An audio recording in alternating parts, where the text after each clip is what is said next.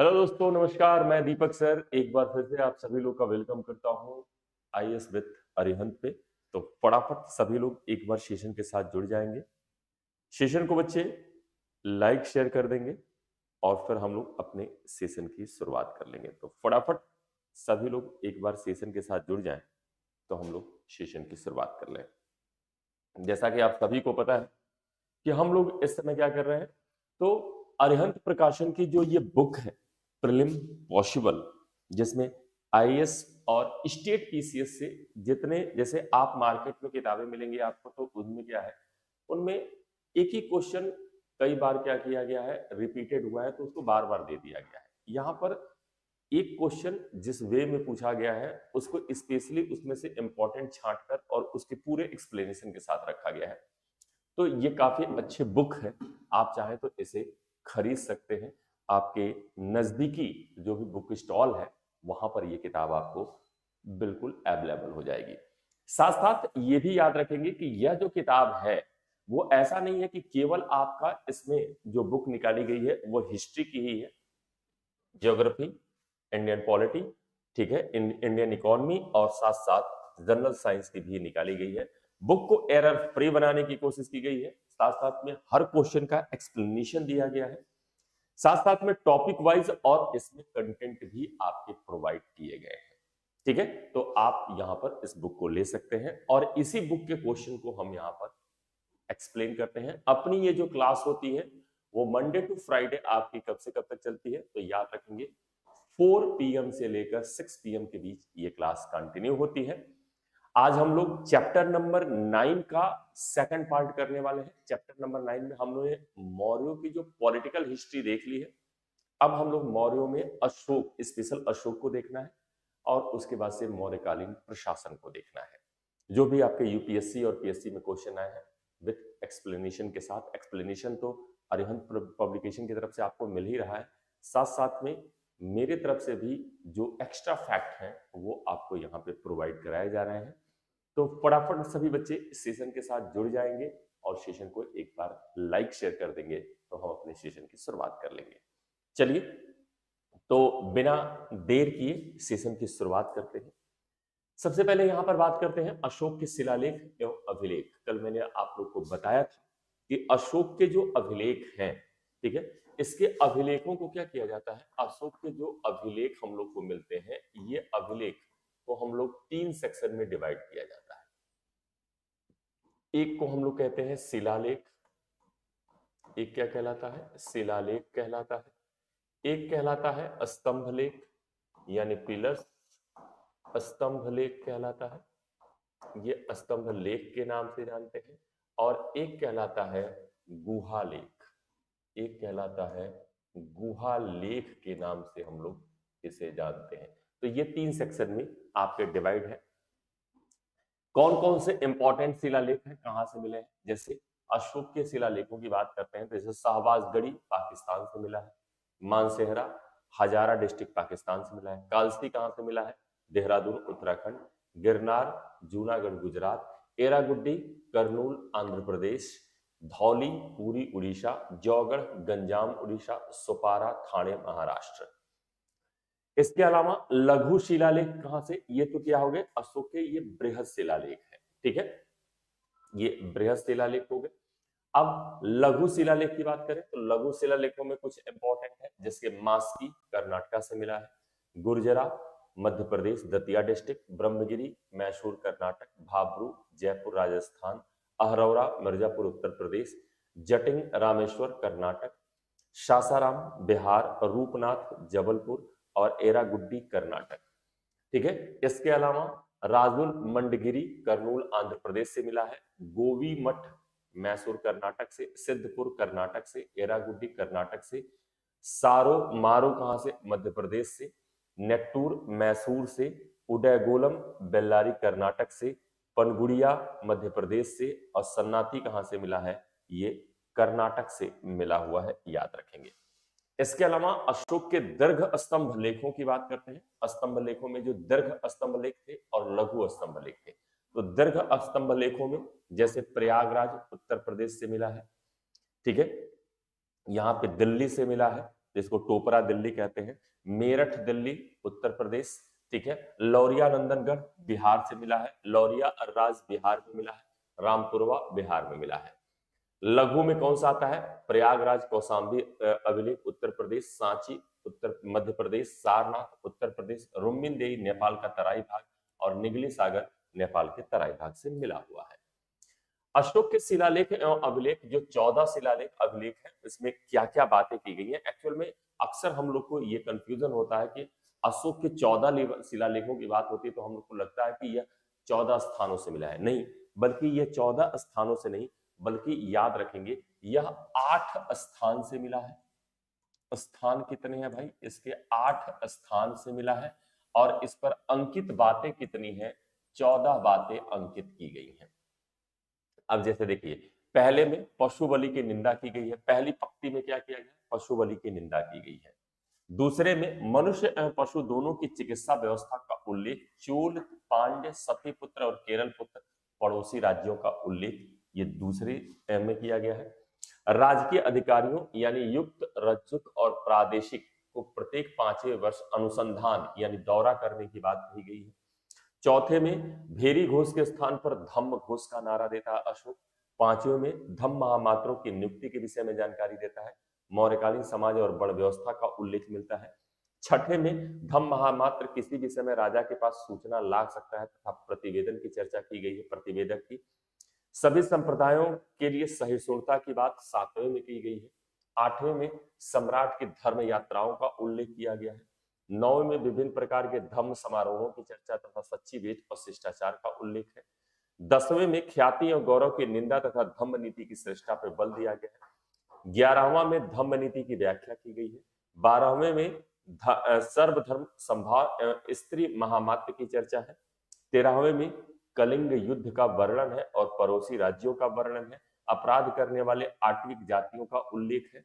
और 14वें में यह लेख कहीं संक्षेप में तथा कहीं मध्यम रूप में और कहीं विस्तृत रूप में है। अशोक द्वारा जनता को धार्मिक जीवन के लिए प्रेरित करता है। ये इसके 14 शिलालेखों की बातें हैं, बिल्कुल आप लोग याद रखेंगे। अब इनसे रिलेटेड देखिए क्वेश्चन क्या बनते हैं। निम्नलिखित अभिलेखों में से किस अभिलेख में अशोक नाम का उल्लेख मिलता है? भाब्रू अभिलेख, 13वां शिलालेख, रुम्मिनदेई स्तंभलेख या मास्की अभिलेख? तो यहां पर देखिए, अशोक का व्यक्तिगत नाम, अगर अशोक का व्यक्तिगत नाम, अशोक का व्यक्तिगत नाम अगर व्यक्तिगत पूछ दिया गया, व्यक्तिगत नाम या फिर केवल अशोक नाम पूछा गया, किस अभिलेख में प्राप्त होता है? तो इसके लिए 4 अभिलेख याद रखिएगा। मास्की, गुर्जरा, नेत्तूर, यहां पर याद रखेंगे नेत्तूर, और एक याद रखिएगा उदयगोलम। इन 4 अभिलेखों में इसका व्यक्तिगत नाम मिलता है। तो यहां पर क्या मिल गया? मास्की हमारा करेक्ट जवाब होगा। भाब्रू बैराट अभिलेख कहां से मिला है? राजस्थान से मिला हुआ है, यह राजस्थान से प्राप्त है। और अशोक इसमें क्या कहता है? इसमें बुद्ध धम्म संघ की चर्चा करता है, बुद्ध धम्म और संघ की यहां पर चर्चा करता है। कहता है बुद्धम शरणम गच्छामि, धम्मम शरणम गच्छामि और संघम शरणम गच्छामि। 13वें शिलालेख में अशोक क्या करता है? कलिंग विजय का उल्लेख करता है। इसमें क्या किया है? कलिंग विजय का उल्लेख है। यहां पर याद रखेंगे, जो 13वां शिलालेख है इसमें स्पेशली आपका किसके संदर्भ में बताया गया है? तो स्पेशली कलिंग विजय या कलिंग युद्ध का उल्लेख इसमें किया गया है। और रुम्मिनदेई की बात करते हैं। रुम्मिनदेई या यहां से नेपाल के तराई से मिला है। यह अर्थव्यवस्था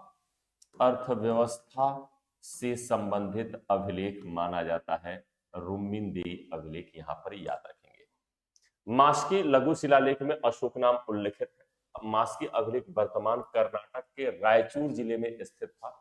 मास्की अभिलेख में अशोक को देवा नाम प्रिय कहा गया है। इस अभिलेख में अशोक की धम्म यात्राओं के संबंध में जानकारी मिलती है। साथ साथ में इसका व्यक्तिगत नाम अशोक का भी उल्लेख किया गया है। दीप सिंह नमस्कार है भाई। तो ये याद रखेंगे। आगे देखते हैं, निम्नलिखित में से किस उभारदार मूर्ति शिल्प शिलालेख में अशोक के प्रस्तर रूप चित्र के साथ राणियों अशोक, राजा अशोक उल्लिखित है? ये आईएएस 2019 का क्वेश्चन है। आईएएस 2019 का क्वेश्चन है, जिसमें राणियों अशोक यानी कि एक प्रस्तर की मूर्ति बनाई गई है, मूर्ति शिल्प, और इसमें क्या किया गया, नीचे राणियों अशोक लिखा हुआ है। ये बताना है आप लोग को। बताइए क्या होगा सही जवाब? दीप सिंह। तो बच्चे यहां पर याद रखेंगे कंगनहल्ली से यह मूर्ति प्राप्त हुई है। इसी में यह लिखा है। कंगनहल्ली कहाँ है? कर्नाटक में स्थित है। कहां पे? कर्नाटक में आपका कंगनहल्ली स्थित है, याद रखेंगे। शागौरा कहां पड़ता है? शागौरा से ताम्रपत्र मिला है, ताम्रपत्र मिला हुआ है। और यह ताम्रपत्र किससे संबंधित है? तो चंद्रगुप्त मौर्य से। गुप्त मौर्य से यह आपका संबंधित है, याद रखेंगे। सांची से हम लोग को क्या मिला है? यहां से स्तूप मिला है, स्तूप मिला हुआ है, याद रखेंगे, मध्य प्रदेश। शाहबाजगढ़ी अशोक का अभिलेख मिला है, जो शाहबाजगढ़ी और मानसेहरा, ये दो अभिलेख काफी इंपॉर्टेंट हो जाते हैं, ठीक है। शाहबाजगढ़ी जो खरोष्ठी लिपि में लिखा गया है, खरोष्ठी लिपि में लिखित है, यहां पर याद रखेंगे, खरोष्ठी लिपि का इसमें प्रयोग किया गया है, ठीक है। यहां पे देखिए, कंगनहल्ली उभारदार मूर्ति शिल्प शिलालेख में अशोक के प्रस्तर रूप चित्र के साथ राणियों अशोक यानी राजा अशोक उल्लिखित है। कंगनहल्ली कहां पे है? गुलबर्गा जिले, भीमा नदी के किनारे, भारत के कर्नाटक राज्य में स्थित है। महत्वपूर्ण उत्खनन स्थल है। यहाँ एक प्राचीन बौद्ध स्तूप प्राप्त हुआ है, इसके साथ ही चैत्यगृह एवं स्तूप भी प्राप्त हुए हैं। इन स्तूपों पे बौद्ध धर्म से संबंधित जातक कथाएं और सातवाहन राजाओं से संबंधित अनेक प्रतिमाएं प्राप्त हुई है कंगनहल्ली से। इस स्थल पर कुल मिलाकर 145 उत्कीर्ण लेखों की प्राप्ति की गई है। तो यहां पर बिल्कुल बच्चे याद रखेंगे, यहां पर 145। निम्नलिखित में से किसे सर्वश्रेष्ठ स्तूप माना जाता है? वैसे तो माना जाता है कि बौद्ध परंपरा के अनुसार, बौद्ध परंपरा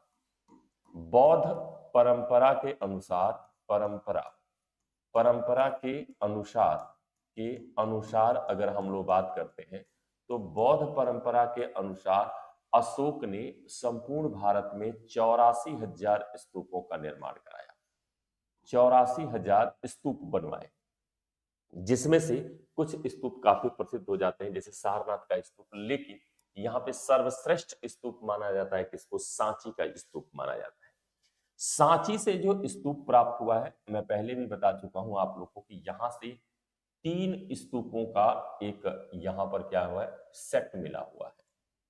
3 स्तूप हैं, जिनमें मिड वाले हिस्से को महास्तूप के नाम से जाना जाता है।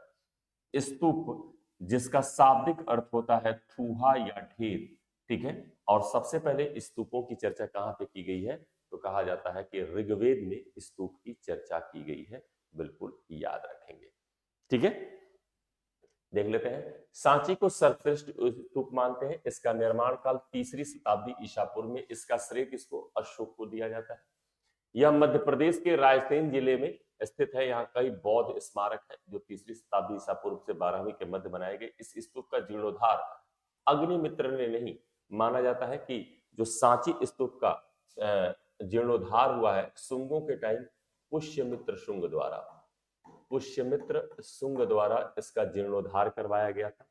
भरौत स्तूप कहां पर स्थित है? भरौत स्तूप मध्य प्रदेश के सतना जिले में स्थित है। सांची और भरौत स्तूपों की खोज, दोनों की खोज किसने? अलेक्जेंडर कनिंघम ने की। अमरावती स्तूप आंध्र प्रदेश के गुंटूर जिले में कृष्णा नदी के तट पर स्थित है। इसकी खोज 1797 में कर्नल कॉलिन मैकेंजी द्वारा किया गया। सारनाथ में जो स्तूप है उसे धमेक स्तूप कहते हैं। गुप्तकालीन स्थापत्य का उदाहरण है, जो बिना किसी आधार के समतल भूमि पर निर्मित है, याद रखिएगा। क्लियर है? दीप सिंह, सांची स्तूप का निर्माण किसने करवाया था? यहाँ पे अगला क्वेश्चन है कि सांची स्तूप का निर्माण किसने करवाया था। एमपीपीसीएस 2006-2013 का क्वेश्चन है। सभी को पता है सांची स्तूप किसने? अशोक ने बनवाया था। अशोक द्वारा सांची के स्तूप का निर्माण करवाया जाता है, ठीक है। मैंने जैसा कि बताया कि सांची से जो स्तूप मिले हैं ये आपके कुल स्तूपों की संख्या जो मुख्य रूप से है वो 3 स्तूप हैं, एक ही क्रम में बनाए गए हैं। यहाँ पर एक ही क्रम में 3 स्तूपों का निर्माण कराया गया है, ये याद रखेंगे। जिसमें जो मध्य वाला स्तूप है इसे महास्तूप की संज्ञा दी जाती है। ऐसे आपके क्या है, 3 स्तूपों का एक ही स्थान पर निर्माण कराया गया है। जिसमें जो मिड वाला है इसे हम लोग क्या कहते हैं, इसे महास्तूप। ये क्या है, महास्तूप के तौर पर जाना जाता है, जो सांची मध्य प्रदेश से प्राप्त हुआ है, अशोक द्वारा निर्मित है। ठीक है। स्तूप में ये भाग सबसे क्या होता है, सबसे पवित्र भाग होता है। इसे क्या कहते थे, इसे हार्मिका कहा जाता था, हार्मिका होता था। इस भाग को हार्मिका या बॉक्स कहा जाता है, जो सबसे पवित्र, मान लो पूछ ले कि सबसे पवित्र भाग, पवित्र स्तूप का सबसे पवित्र भाग कौन सा होता है, तो हार्मिका वाला सबसे पवित्र भाग होता है। इस दंडी को यष्टि कहते हैं, यष्टि होता है। और ये क्या है, ये छत्रक कहलाते हैं, याद रखेंगे, ये छत्रक के नाम से जाने जाते हैं, बिल्कुल याद रखेंगे। अशोक, बिल्कुल बिल्कुल बिल्कुल। तो यहां पर इस चीज को बिल्कुल याद रखिएगा। सांची का स्तूप निर्माण अशोक सम्राट अशोक ने करवाया, मध्य प्रदेश के रायसेन जिले में स्थित है। इस स्तूप का निर्माण बौद्ध एवं उसकी शिक्षाओं के प्रचार प्रसार के लिए करवाया गया। इस स्तूप का केंद्र एक सामान्य अर्धगोलाकार ईंटों से निर्मित ढांचा है, जिसके चारों ओर काष्ठ वेदियां लगाई गई थी। इसे शुंग काल में प्रस्तर में परिवर्तित कर दिया गया। इसके शिखर पर एक छत्र का निर्माण किया गया है और स्तूप पर तोरण कला के उत्कृष्ट अभिव्यक्ति है। तोरण, तोरण मतलब, तोरण का मतलब यहाँ पे कुछ शब्दों को जानना जरूरी है। तोरण का मतलब होता है प्रवेश द्वार। प्रवेश द्वार को क्या कहते हैं, तोरण द्वार कहते हैं। जो कुल 3 पट्टियों से क्या होते थे, ये तोरण आपस में ऐड होते थे। ये 3 पट्टियों में ऐसे यहाँ पर क्या होती थी, 3 पट्टियां होती थी और इन्हीं 3 पट्टियों के माध्यम से ये आपस में जुड़े होते थे। प्रत्येक आपके तोरण में 3 ही पट्टी मिलेगी, याद रखिएगा। पट्टियों की संख्या हरदम कितनी मिलेगी, 3 ही मिलेगी आपको। 3 से ज्यादा पट्टियां नहीं पाई जाती हैं तोरण द्वार में, ये याद रखिएगा। जैसे आपके क्या होता है, 3 पट्टियां मिल जाती हैं और फिर ये यही कहलाता है तोरण द्वार या प्रवेश द्वार के नाम से जाना जाता है, जो स्तूप का प्रवेश द्वार होता है। ठीक है। अगला देखते हैं, निम्नलिखित में से किस स्तूप के तोरण द्वार पर अशोक एवं उसकी 2 रानियों के साथ बोधि वृक्ष तीर्थ यात्रा का अंकन भी मिलता है। कहा जाता है कि जब अशोक यहां पर तीर्थ यात्रा पे निकलता है, अर्चना गुड इवनिंग है भाई, ठीक है। कल कहाँ गायब थी अर्चना, कल नहीं आई थी तुम क्लास में, कल कहाँ गायब थी। चलिए, तो बच्चे यहां पर याद रखेंगे कि तोरण द्वार पर अशोक एवं उसकी 2 रानियों के साथ बोधि वृक्ष तीर्थ यात्रा का अंकन भी किया गया है।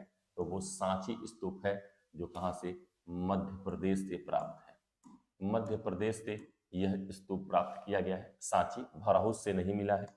ठीक है। सांची स्तूप के तोरण द्वार पर अशोक एवं इसकी 2 रानियों के साथ बोधि वृक्ष तीर्थ यात्रा का अंकन मिलता है। इस स्तूप का निर्माण सम्राट अशोक ने 3री शताब्दी ईसा पूर्व में भोपाल से 45 किलोमीटर दूर रायसेन डिस्ट्रिक्ट में स्थित है। स्तूप के तोरण द्वार पर जातक कथाओं एवं बुद्ध के जीवन जन्म से संबंधित मोक्ष प्राप्ति की घटनाओं का अंकन है। यहाँ चंद्रगुप्त मौर्य के, चंद्रगुप्त विक्रमादित्य के सेनापति आम्रकार्दव का अभिलेख भी प्राप्त हुआ है। यहाँ पर यह भी याद रखिएगा कि सांची से इसका भी अभिलेख प्राप्त हुआ है, बिल्कुल बच्चे याद रखेंगे। सारनाथ स्तंभ का निर्माण किया था। सारनाथ का जो स्तंभ है, पिलर है, उसका निर्माण किसने करवाया था, तो यहां पर सारनाथ पिलर का निर्माण अशोक द्वारा करवाया गया। सारनाथ का जो स्तंभ है इसे हम लोग क्या कहते हैं, इसे हम लोग जनरली तौर पर सिंह शीर्षक स्तंभ कहते हैं। क्या कहते हैं, इसे सिंह शीर्षक स्तंभ कहा जाता है। अशोक के द्वारा निर्मित इन स्तंभों की अपनी विशेषता है। इन पर सबसे पहले उल्टे कमल की भांति ऐसे आकृति, फिर ऊपर की ओर इन पर क्या किया गया है, चौकी बनाई गई है। और चौकी के बाद यहाँ पर पशुओं की या जानवरों की यहाँ पर आकृतियों को अंकित कराया गया है। ठीक है, तो सारनाथ पिलर अशोक ने द्वारा निर्मित है और यह कैसा है, इसके टॉप पे सिंह शीर्षक स्तंभ है। यहां पर याद रखेंगे सिंह शीर्षक स्तंभ है। यहां पर सिंह शीर्षक स्तंभ है, 4 सिंह, इस पर शेरों की संख्या कितनी है, 4 है। 4 आपके ये बनाए गए हैं। अशोक के जितने भी पिलर हैं वो कहां के, चुनार, यहां पर याद रखेंगे चुनार के बलुआ पत्थर से निर्मित है। बलुआ पत्थर से निर्मित हैं, ये याद रखेंगे, से निर्मित हैं, ये बिल्कुल याद रखेंगे। ये चुनार के बलुआ पत्थर द्वारा आपके निर्मित कराए गए हैं, याद रखेंगे। सारनाथ सिंह शीर्षक स्तंभ सम्राट अशोक ने 250 ईसा पूर्व में गिराया था। यह स्तंभ विश्व प्रसिद्ध है, इसे अशोक स्तंभ के नाम से भी जाना जाता है। इस स्तंभ में 4 से एक दूसरे से तीर सटाए हुए हैं। यह स्तंभ सारनाथ के संग्रहालय में सुरक्षित रखा है। इस स्तंभ को भारत सरकार ने अपना राष्ट्रीय चिन्ह घोषित किया है। अशोक बिल्कुल यहां पर, दीप सिंह बिल्कुल यहां पर करेक्ट है। अगला देखते हैं, अशोक द्वारा स्थापित सबसे सुरक्षित स्तंभ कौन सा है। अशोक द्वारा स्थापित सबसे सुरक्षित स्तंभ की बात करें, यूपीपीसीएस प्रीलिम 2009 का क्वेश्चन है ये, तो सबसे ज्यादा सुरक्षित इसमें कौन सा है, लौरिया नंदनगढ़ का, सांची का, सारनाथ का या फिर कौशाम्बी का। अशोक ने तमाम पिलर्स के निर्माण करवाए, इन पिलर्स में कौन सबसे ज्यादा सुरक्षित अवस्था में है, तो यहां पर बात याद रखेंगे लौरिया नंदनगढ़। कहां से मिला है भाई, बिहार में आपके लौरिया नंदनगढ़ से जो स्तंभ प्राप्त हुआ है, ठीक है, वो क्या है, सबसे सुरक्षित अवस्था में है। अशोक द्वारा स्थापित लौरिया नंदनगढ़ का सिंह शीर्षक स्तंभ, ये भी सिंह शीर्षक स्तंभ है, सुरक्षित अवस्था में है। यह लेख बिहार के पश्चिमी चंपारण जिले में स्थित है। इस स्तंभ के शीर्ष भाग पर सिंह की मूर्तियां परिष्कृत एवं हृदय गाही हैं, याद रखेंगे। निम्नलिखित प्राचीन भारतीय अभिलेखों में से कौन से एक में खाद्यान्न को देश में संकट में उपयोग हेतु सुरक्षित रखने के बारे में प्राचीनतम शाही आदेश देता है। प्रीलिम, आईएएस प्रीलिम 1998 का क्वेश्चन है, तो हमने पहले भी चर्चा किया था, सागौरा ताम्रपत्र। सागौरा ताम्रपत्र कहां से मिला है, तो यह उत्तर प्रदेश के गोरखपुर डिस्ट्रिक्ट से मिला है। उत्तर प्रदेश में कौन सा डिस्ट्रिक्ट है भाई, गोरखपुर डिस्ट्रिक्ट में सागौरा नामक ग्राम से यह ताम्रपत्र मिला है, जिसमें इसमें सीधे सीधे कहा गया है कि इमरजेंसी के टाइम खाद्यान्न संकट में से निपटने की इसमें शाही आदेश की चर्चा की गई है। यह अभिलेख सीधा सीधा चंद्रगुप्त मौर्य से संबंधित माना जाता है। चंद्रगुप्त मौर्य से यह संबंधित माना जाता है, याद रखेंगे। अशोक का रुक्मिणदेही अभिलेख अर्थव्यवस्था से अभिलेख नेपाल की तराई से मिला हुआ है। प्रयाग प्रशस्ति स्पेशली समुद्रगुप्त के लिए ज्यादा फेमस है, हालांकि इस पर अशोक के भी अभिलेख हैं। चंद्र का मेहरौली लौह स्तंभ है, ये दिल्ली का जो चंद्रगुप्त द्वितीय विक्रमादित्य का मेहरौली से प्राप्त लौह स्तंभ है, इसकी अपनी अलग विशेषता है, बिल्कुल याद रखेंगे। देख लेते हैं, प्राचीन भारतीय अभिलेखों में से सागौरा ताम्रपत्र में खाद्यान्न को देश में संकट काल में उपयोग हेतु सुरक्षित रखने के बारे में प्राचीनतम शाही आदेश है। यह ताम्रपत्र गोरखपुर जिले में स्थित है। इस ताम्रपत्र लेख में अकाल तथा दुर्छीम, यानी कि जब अकाल पड़ता है, दुर्छीम पड़ता है, इस समय जनता के उपयोग के लिए अन्न के लिए 3 कोष्ठागारों को बनाए जाने का प्रमाण है। इसे 4वीं शताब्दी ईसा पूर्व का बताया जाता है। मौर्य साम्राज्य के पेशावर के निकट उत्तर पश्चिम भाग में अशोक के शिलालेख थे। खरोष्ठी लिपि में, ब्राह्मी लिपि में, आरमाइक लिपि में या देवनागरी लिपि में।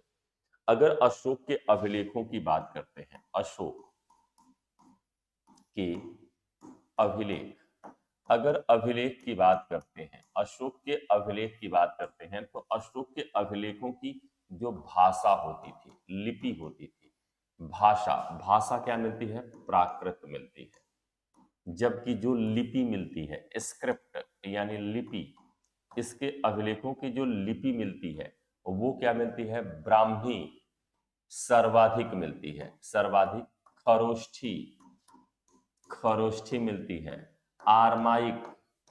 आरमाइक मिलती है, और ग्रीक मिलती है। ग्रीक, ये 4 लिपियों का प्रयोग इसके अभिलेखों में किया गया है। ठीक है, ये लिपियां 4 मिलती हैं। भाषा प्राकृत मिलती है। लिखने की जो शैली है, शैली की बात करें तो शैली में क्या है, कौन सी शैली, चंपू शैली का प्रयोग किया गया है। चंपू शैली में ये अभिलेख लिखे गए हैं, बिल्कुल याद रखेंगे। और इन अभिलेखों का लेखक किसको माना गया है, लेखक के तौर पर चापड़ का नाम आता है। चापड़ द्वारा इसे लिखा गया है। तो यहां पर याद रखेंगे, चूंकि ये पेशावर है आधुनिक पाकिस्तान में, ठीक है, खरोष्ठी लिपि में लिखा गया अभिलेख है। शाहबाजगढ़ी अभिलेख के नाम से इसे जानते हैं। मौर्य साम्राज्य के पेशावर के निकट उत्तर पश्चिम भाग में अशोक के शिलालेख खरोष्ठी लिपि में है। यह लिपि दाएं से बाईं ओर लिखी जाती थी, जबकि अन्य स्थानों में प्राप्त अशोक के शिलालेख मुख्यतः ब्राह्मी लिपि में उत्कीर्ण है। निम्नलिखित में से कौन सा अशोक कालीन अभिलेख खरोष्ठी लिपि में है? अभी हम लोगों ने चर्चा किया, कहां पर, शाहबाजगढ़ी। शाहबाजगढ़ी अभिलेख किसमें है, खरोष्ठी लिपि में लिखा गया है।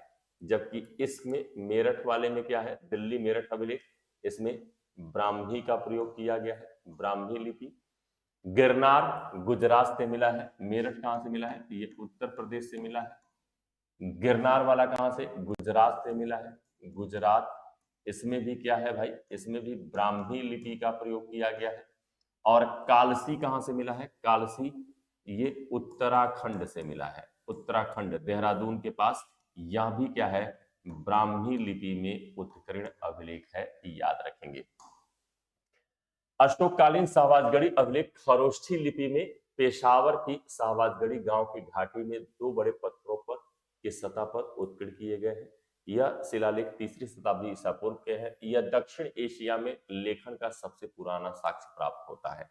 यानी साउथ एशिया में अगर पूछा जाए लेखन का सबसे प्राचीनतम प्रमाण, बिल्कुल अर्चना, दीप।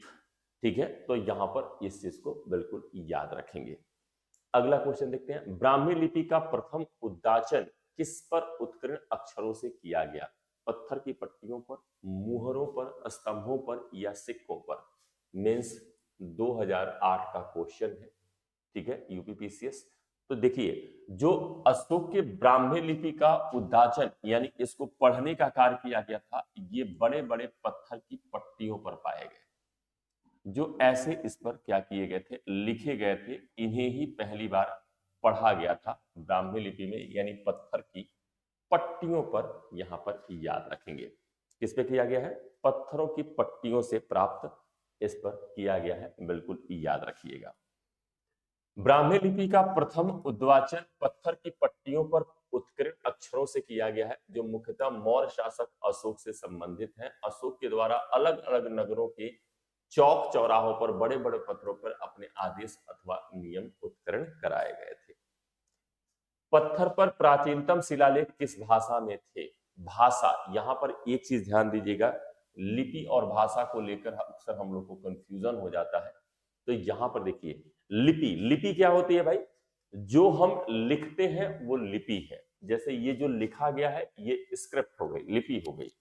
लेकिन जिस भाषा में लिखा गया है तो भाषा क्या हो गई, जो हम बोल रहे हैं और आप समझ रहे हैं वो भाषा है। ठीक है, तो भाषा यहां पे चूंकि शिलालेख किस भाषा पूछा गया है तो प्राकृत भाषा। मैंने कहा ना, अशोक के अभिलेखों की लिपि, ये लिपि थी, ये लिपि होती थी, स्क्रिप्ट होती थी, और प्राकृत क्या होती थी, भाषा।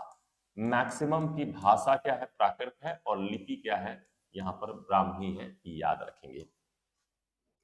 पत्थर पर प्राचीनतम शिलालेख प्राकृत भाषा में थे, प्राकृत भाषा में थे। शिलालेख में मौर्य काल के हैं। अशोक शिलालेख प्राकृत भाषा में लिखे गए हैं। इनकी लिपि ब्राह्मी और खरोष्ठी है, आरमाइक और ग्रीक भी मिलती है। ठीक है, शिलालेखों का निर्माण बौद्ध धर्म से प्रभावित होकर वह मानव कल्याण के आदर्शों का अनुसरण करने के लिए तथा लोगों को प्रेरित करने कराया गया था। 332 ईसा पूर्व से पहले के ये शिलालेख वास्तुकला के उत्कृष्टम नमूने हैं या करती हैं, बिल्कुल याद रखेंगे। अशोक के शिलालेखों में प्रयुक्त भाषा है, यहां पर देखो भाषा फिर से पूछ दी गई है, तो भाषा मैंने कहा प्राकृत, प्राकृत भाषा का ही प्रयोग किया गया है। अशोक के शिलालेखों की भाषा वही प्राकृत वही चीज है, तो यहाँ पर याद रखेंगे। अशोक के ब्राह्मी अभिलेखों को सर्वप्रथम किसने पढ़ा? ये देखो, आईएएस 2016, बीपीएससी 2008 और यूपीपीसीएस 2006 में पूछा गया क्वेश्चन। सभी लोग को पता है कि अशोक के अभिलेखों को पहली बार किसने पढ़ा था। अर्चना बताओ भाई, और दीप सिंह बताओ, किसने अशोक के अभिलेखों को पहली बार पढ़ा था? तो अशोक के अभिलेखों को पहली बार पढ़ने का काम जेम्स प्रिंसेप ने किया था। जेम्स प्रिंसेप ने क्या किया?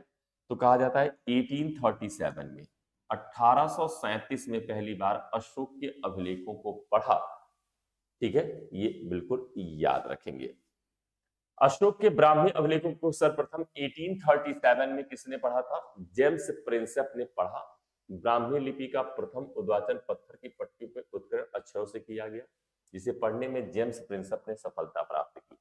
ये ईस्ट इंडिया कंपनी में एक ऑफिसर हुआ करते थे। प्रारंभ में लेखों के देवानामपरी की पहचान मोगलीसपूत से की गई थी, जो सिंहली का एक राजा था। कहा जाता है कि जो आपके जेम्स प्रिंसेप साहब थे, इन्होंने जब अशोक के अभिलेखों को पढ़ा और उसमें जो देवानाम प्रिय नाम आया, तो उन्होंने कहा कि यह इसकी पहचान अशोक से नहीं करके बल्कि इन्होंने सिंहली के एक राजा से कर दी।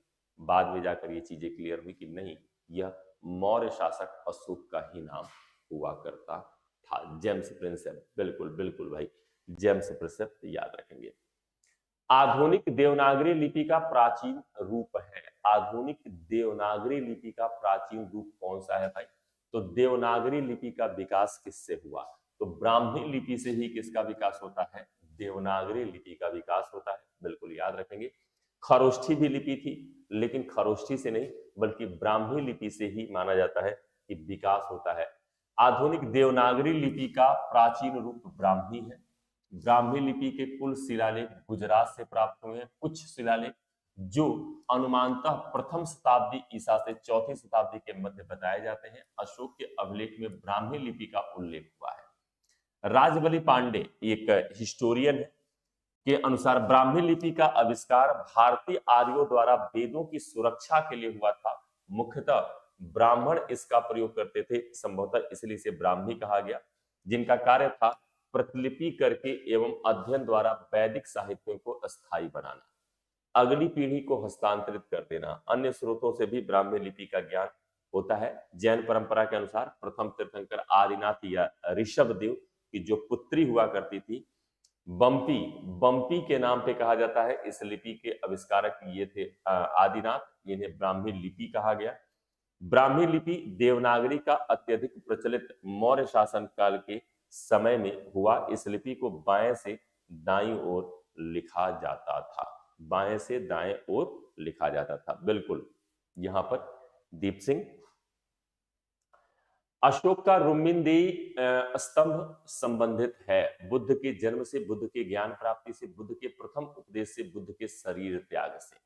तो अगर यहां पर आपसे पूछा जाए अशोक का रुम्मिनदेही स्तंभ संबंधित है, तो बुद्ध के जन्म से संबंधित है भाई, बुद्ध के जन्म। क्योंकि रुम्मिनदेही स्तंभ अभिलेख इस बात का प्रमाण है कि यहाँ पर बुद्ध का जन्म हुआ था। यह अशोक का अभिलेख है। और अशोक क्या करता है? अपने राज्याभिषेक के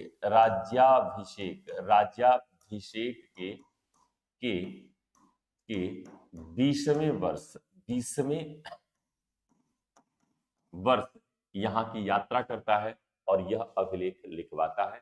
यह अभिलेख आपका एक और इंपॉर्टेंस रखता है, यह अर्थव्यवस्था से संबंधित अभिलेख, अर्थव्यवस्था से संबंधित अभिलेख माना जाता है, क्योंकि अशोक ने यहाँ की यात्रा के दौरान यहाँ का जो टैक्स था, टैक्स क्या किया था? 1/4 से डिक्रीज करके 1/8 कर दिया था, याद रखेंगे।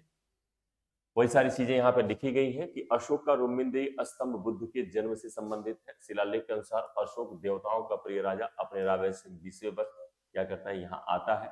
क्योंकि शाक्य मुनि बुद्ध का जन्म स्थान हुआ था, अतः अशोक ने यहाँ बहुत बड़ी पत्थर की दीवार बनवाई तथा एक स्तंभ स्थापित किया। लुम्बिनी गांव का धार्मिक कर बलि माफ कर दिया। भू राजस्व कर 1/8, 1/4 से 1/8 कर दिया। अशोक के रुम्मिनदेही लेख की खोज खड़ग, शमशेर, राणा तथा एलोइस एंटोन फ्यूहर द्वारा 1896 ईस्वी में की गई थी। जॉर्ज बुहलर ने इसका अनुवाद इपिग्राफिक इंडिका के 5वें खंड में प्रकाशित किया था। इसको ट्रांसलेट करने का काम इनके द्वारा किया गया था, बिल्कुल याद रखेंगे। केवल वह स्तंभ जिसमें अशोक ने स्वयं को मगध का सम्राट कहा बताया है। किस अभिलेख में अशोक अपने आप को मगधाधिराज या मगध का सम्राट कहकर संबोधित करता है, बताएं। बताइए इसका सही उत्तर क्या होगा। तो यहां पर देखिए, मगध का सम्राट अपने आप को मगधाधिराज किसमें कहता है? भाब्रू बैराट अभिलेख में। भाब्रू बैराट अभिलेख, बैराट राजस्थान से यह प्राप्त है, राजस्थान से यह प्राप्त है। इसमें एक बात की और चर्चा है, बुद्ध, धम्म और संघ, संघ की भी चर्चा की गई है। यहीं पर यह अभिलेख इंपॉर्टेंट हो जाता है। अशोक के बौद्ध होने का प्रमाण, अशोक के बौद्ध होने का प्रमाण कौन सा अभिलेख देता है? तो भाब्रू बैराट अभिलेख देता है, क्योंकि इसमें अशोक क्या कहता है? कहता है बुद्धम शरणम गच्छामि, धम्मम शरणम गच्छामि, संघम शरणम गच्छामि की बात करता है, बिल्कुल याद रखेंगे। ठीक है, तो यहां पर बिल्कुल इस चीज को याद रखिएगा। भाब्रू बैराट स्तंभ स्वयं अशोक ने स्वयं को मगध का सम्राट बताया। यह अभिलेख राजस्थान के जयपुर जिले के विराटनगर में स्थित है। इस अभिलेख में बताया गया कि अशोक कलिंग युद्ध के 2 वर्षों के बाद उपगुप्त के प्रभाव में आकर बौद्ध बन गया। यह बौद्ध धर्म के संघ में विश्वास भी व्यक्त करता है। ठीक है, तो अशोक के बौद्ध होने का प्रमाण यहां से मिलता है, क्योंकि उपगुप्त द्वारा इसे दीक्षित किए जाने का, बौद्ध धर्म में दीक्षित किए जाने का भी उल्लेख इसमें किया गया है, बिल्कुल याद रखेंगे। निम्नलिखित अभिलेखों में से किसमें अशोक का नामोल्लेख हुआ है? गुर्जरा में, अहरौरा में, ब्रह्मगिरी में, सारनाथ में। तो मैंने कहा ना, नेत्तूर, गुर्जरा, नेत्तूर, उदयगोलम और मास्की, इन 4 अभिलेखों में अशोक का नाम अशोक मिला हुआ है। तो गुर्जरा अभिलेख मिला हुआ है। अहरौरा अभिलेख कहां पे है? यह उत्तर प्रदेश से मिला है। उत्तर प्रदेश, मिर्जापुर डिस्ट्रिक्ट में आता है। कहां पे आता है?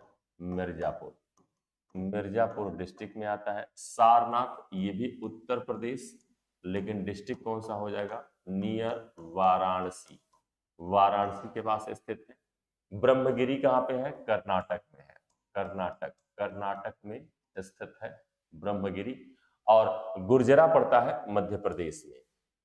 गुर्जरा अभिलेख में अशोक का नाम उल्लेख है। यह अभिलेख मध्य प्रदेश के दतिया जिले में स्थित है। मास्की, नेत्तूर और उदयगोलम और गुर्जरा अशोक में अशोक का व्यक्तिगत नाम क्या मिलता है? यहाँ पे याद रखेंगे, अशोक, अशोक इसका व्यक्तिगत नाम लिखा गया है, बिल्कुल याद रखिएगा। क्लियर है दीप सिंह? चलिए, गुर्जरा लघु शिलालेख जिसमें अशोक का नामोल्लेख किया गया है, कहां स्थित है? अभी हम लोगों ने चर्चा किया कि यह मध्य प्रदेश के दतिया जिले में स्थित है। गुर्जरा शिलालेख अशोक का है, जो कहां पे? उत्तर प्रदेश के मध्य प्रदेश के दतिया डिस्ट्रिक्ट में आपका यह अभिलेख स्थित है। लखनऊ के अंतरराष्ट्रीय शोध संस्थान का दावा है कि यह देश का एकमात्र शिलालेख है जिसमें सम्राट अशोक का नाम अंकित है। इसके अतिरिक्त भी शिलालेख या स्तंभ में चिन्ह है। इसमें देवा नाम प्रिय लिखा हुआ है, याद रखेंगे। ठीक है, बिल्कुल बिल्कुल बच्चे। निम्नलिखित वक्तव्यों में कौन सा एक वक्तव्य अशोक के प्रस्तर स्तंभों के बारे में असत्य है? ये IAS 1997 का क्वेश्चन है। यहाँ पे फॉल्स स्टेटमेंट का चयन करना है आपको। इन पर उच्चतम प्रकार की पालिश है, बिल्कुल करेक्ट है। इस पर विशेष, क्योंकि अशोक स्तंभ की एक विशेषता है, इस पर एक विशेष प्रकार की चमकीली पालिश, मौर्यकाल जो अशोक के पिलर्स हैं उन पर एक विशेष प्रकार की चमकीली पालिश की गई है, जो मौर्य काल की एक विशेषता के तौर पर हम लोग जानते हैं। ये अखंड हैं, यानी कि ये जुड़े नहीं, केवल इनमें एक जगह ही जुड़ाई की गई है। इसीलिए कहा जाता है कि जो ये पिलर्स बने हैं, इन पिलर्स के बनाने का जो मेथड है, इसे क्या कहा गया है? एकाश्म विधि कहा गया है। एकास्म एकास्म विधि द्वारा क्या है, ये पिलर आपके निर्मित किए गए हैं। यहाँ पर अभी मैंने पिक्चर बनाया भी था, आप लोग को दिखाया था पिक्चर बनाकर कि ऐसे आपके क्या किए गए हैं, इस पर अशोक के ये आपके पिलर्स बनाए गए हैं। ठीक है। स्तंभों का सैफट सूडालकार है, बिल्कुल करेक्ट है। जैसा कि आप लोग देख रहे हैं, ये बेस इसका है। ये स्थापत्य संरचना के भाग है, ये गलत है, ये रॉन्ग है। ये स्थापत्य संरचना के भाग नहीं है। स्थापत्य संरचना के हिस्से, स्थापत्य यानी भवन निर्माण, भवन निर्माण के अंतर्गत इनको नहीं, बल्कि ये अलग से स्वतंत्र प्रस्तर स्तंभों के रूप में बनाए गए हैं, बिल्कुल याद रखेंगे। अशोक के प्रस्तर स्तंभों के बारे में वक्तव्य डी असत्य है, क्योंकि अशोक के प्रस्तर स्तंभ स्थापत्य संरचना के भाग नहीं है। प्रस्तर स्तंभों को पृथक रूप से बनाया गया है। अशोक के प्रस्तर स्तंभ पर उच्चतम प्रकार की पालिश है, ये अखंड तथा सुडलाकार है, बिल्कुल याद रखेंगे। कालसी प्रसिद्ध है किसके लिए? कालसी, कालसी कहां पड़ता है? यहां पर देखिए, ये कालसी नामक स्थान पड़ता है आपका देहरादून। देहरादून कहां पर भाई? उत्तराखंड, उत्तराखंड में आपका स्थित है। और कहां के लिए प्रसिद्ध है? तो ये याद रखेंगे, यह अशोक के शिलालेखों के कारण आपका प्रसिद्ध है। यहां से कालसी अभिलेख मिला है, अशोक का कालसी अभिलेख, कालसी अभिलेख यहां से प्राप्त है, याद रखेंगे। कालसी अभिलेख यहां से प्राप्त किया गया। कालसी अभिलेख, जैसा कि मैंने कहा, प्रसिद्धि का एक प्रसिद्ध अशोक का शिलालेख है, जो आपके उत्तराखंड, वर्तमान उत्तराखंड के देहरादून के पास से क्या किया गया है, यह प्राप्त हुआ है, कालसी से प्राप्त किया गया है। अशोक शिला पर लिखे गए अभिलेख आपके इससे प्राप्त होते हैं। जे फॉरेस्ट द्वारा 1860 में इसे प्रकाश में लाया गया। इस अभिलेख की भाषा प्राकृत और लिपि ब्राह्मी है। यह अभिलेख बौद्ध धर्म के मुख्य सिद्धांतों का संग्रह है, जिसमें अहिंसा पर सबसे अधिक बल दिया गया है। इस अभिलेख के अंत में 5 यवन राजाओं का भी उल्लेख है। यवन राजाओं का यानी ग्रीक राजाओं का भी उल्लेख किया गया है। 5 ग्रीक राजाओं का इस अभिलेख पर उल्लेख भी मिलता है। उत्तराखंड, बिल्कुल यहां पर याद रखेंगे। उत्तराखंड में सम्राट अशोक के शिलालेखों की एक प्रति कहां मिली है? अभी मैंने आप लोगों से चर्चा किया, कहां से मिला है भाई? कालसी से मिला हुआ है, बिल्कुल बच्चे याद रखेंगे। कहां से? कालसी से इसकी एक प्रति मिली हुई है। अभी हम लोगों ने चर्चा किया, उत्तराखंड में सम्राट अशोक के शिलालेखों की एक प्रति कालसी से मिली है। यह शिलालेख लगभग 258 ईसा पूर्व का माना जाता है। शिलालेख में हाथी का चित्र अंकित है, यहाँ पर हाथी का अंकन किया गया है और हाथी बौद्ध धर्म से संबंधित भी है। इसके पैरों के मध्य में गजतमे उत्कीर्ण है तथा अशोक के अच्छे कार्यों एवं धर्म महामात्रों की नियुक्ति का वर्णन है। इस शिलालेख से अशोक के आंतरिक प्रशासन की भी जानकारी प्राप्त होती है। ठीक है, चलिए, तो ये हम लोग यहां तक देख लिए थे 22। चलिए 23, कलिंग युद्ध की विजय तथा क्षतियों का वर्णन अशोक के किस शिलालेख में है? तो यहां पर देखिए, कलिंग युद्ध, तो कलिंग युद्ध किसमें मिलता है? 13वें शिलालेख में अशोक ने कलिंग युद्ध का वर्णन किया है। ठीक है, 13वां शिलालेख, बिल्कुल याद रखेंगे। अशोक के 13वें शिलालेख में कलिंग युद्ध का वर्णन किया गया है। इसके पश्चात उसका मन परिवर्तित होता है और बौद्ध धर्म को स्वीकार कर लेता है। भेरी घोष की जगह धम्म घोष का नारा देता है। इसमें सीरिया के एंटियोकस, मिस्र के टालमी और साइरीन का मगस तथा मेसोडोन के एंटीगोनास एवं एपिरस के अलेक्जेंडर पर अशोक की धम्म विजय एवं दक्षिणी पड़ोसी राज्यों पर जैसे पांड्य चोल का उल्लेख किया गया है। इसी शिलालेख में अशोक ने आटविक जनजातियों को सचेत किया गया है कि धम्म का मार्ग चुने, अन्यथा परिणाम बुरा होगा। इसलिए कहा जाता है कि अशोक ने बौद्ध धर्म स्वीकार तो किया गया, कर लिया था, ठीक है, बट बौद्ध धर्म स्वीकार करने के बावजूद भी कहा जाता है कि अशोक क्या कर रहा था? अशोक पूरी तरह से अहिंसा का पालन नहीं कर रहा था। यह चेतावनी इस बात का प्रमाण है। अशोक चेतावनी देता है, यह इस बात का प्रमाण है कि अशोक ने बौद्ध धर्म को स्वीकार जरूर किया, उसने भेरी घोष की जगह पे धम्म घोष का नारा जरूर दिया, लेकिन उस अभी भी अपनी आर्मी उसने भंग नहीं की थी, बिल्कुल याद रखेंगे। टालमी फिलाडेल्फस जिसके साथ अशोक के राजनयिक संबंध थे, कहां का शासक था? कहा जाता है कि टालमी फिलाडेल्फस जिसके साथ अशोक के राजनयिक संबंध थे, और कहा जाता है ऐसा कि संभवतः इसने अशोक के दरबार में अपना एक एम्बेसडर भी अपॉइंट किया था। यह मिस्र का शासक था। कहां का था भाई? मिस्र का शासक हुआ करता था, क्योंकि सीरिया का राजा एंटियोकस था, वो बिंदुसार के समय हुआ था। टालमी फिलाडेल्फस जिसके साथ अशोक के राजनयिक संबंध थे, मिस्र का शासक था। कहां का भाई? मिस्र का।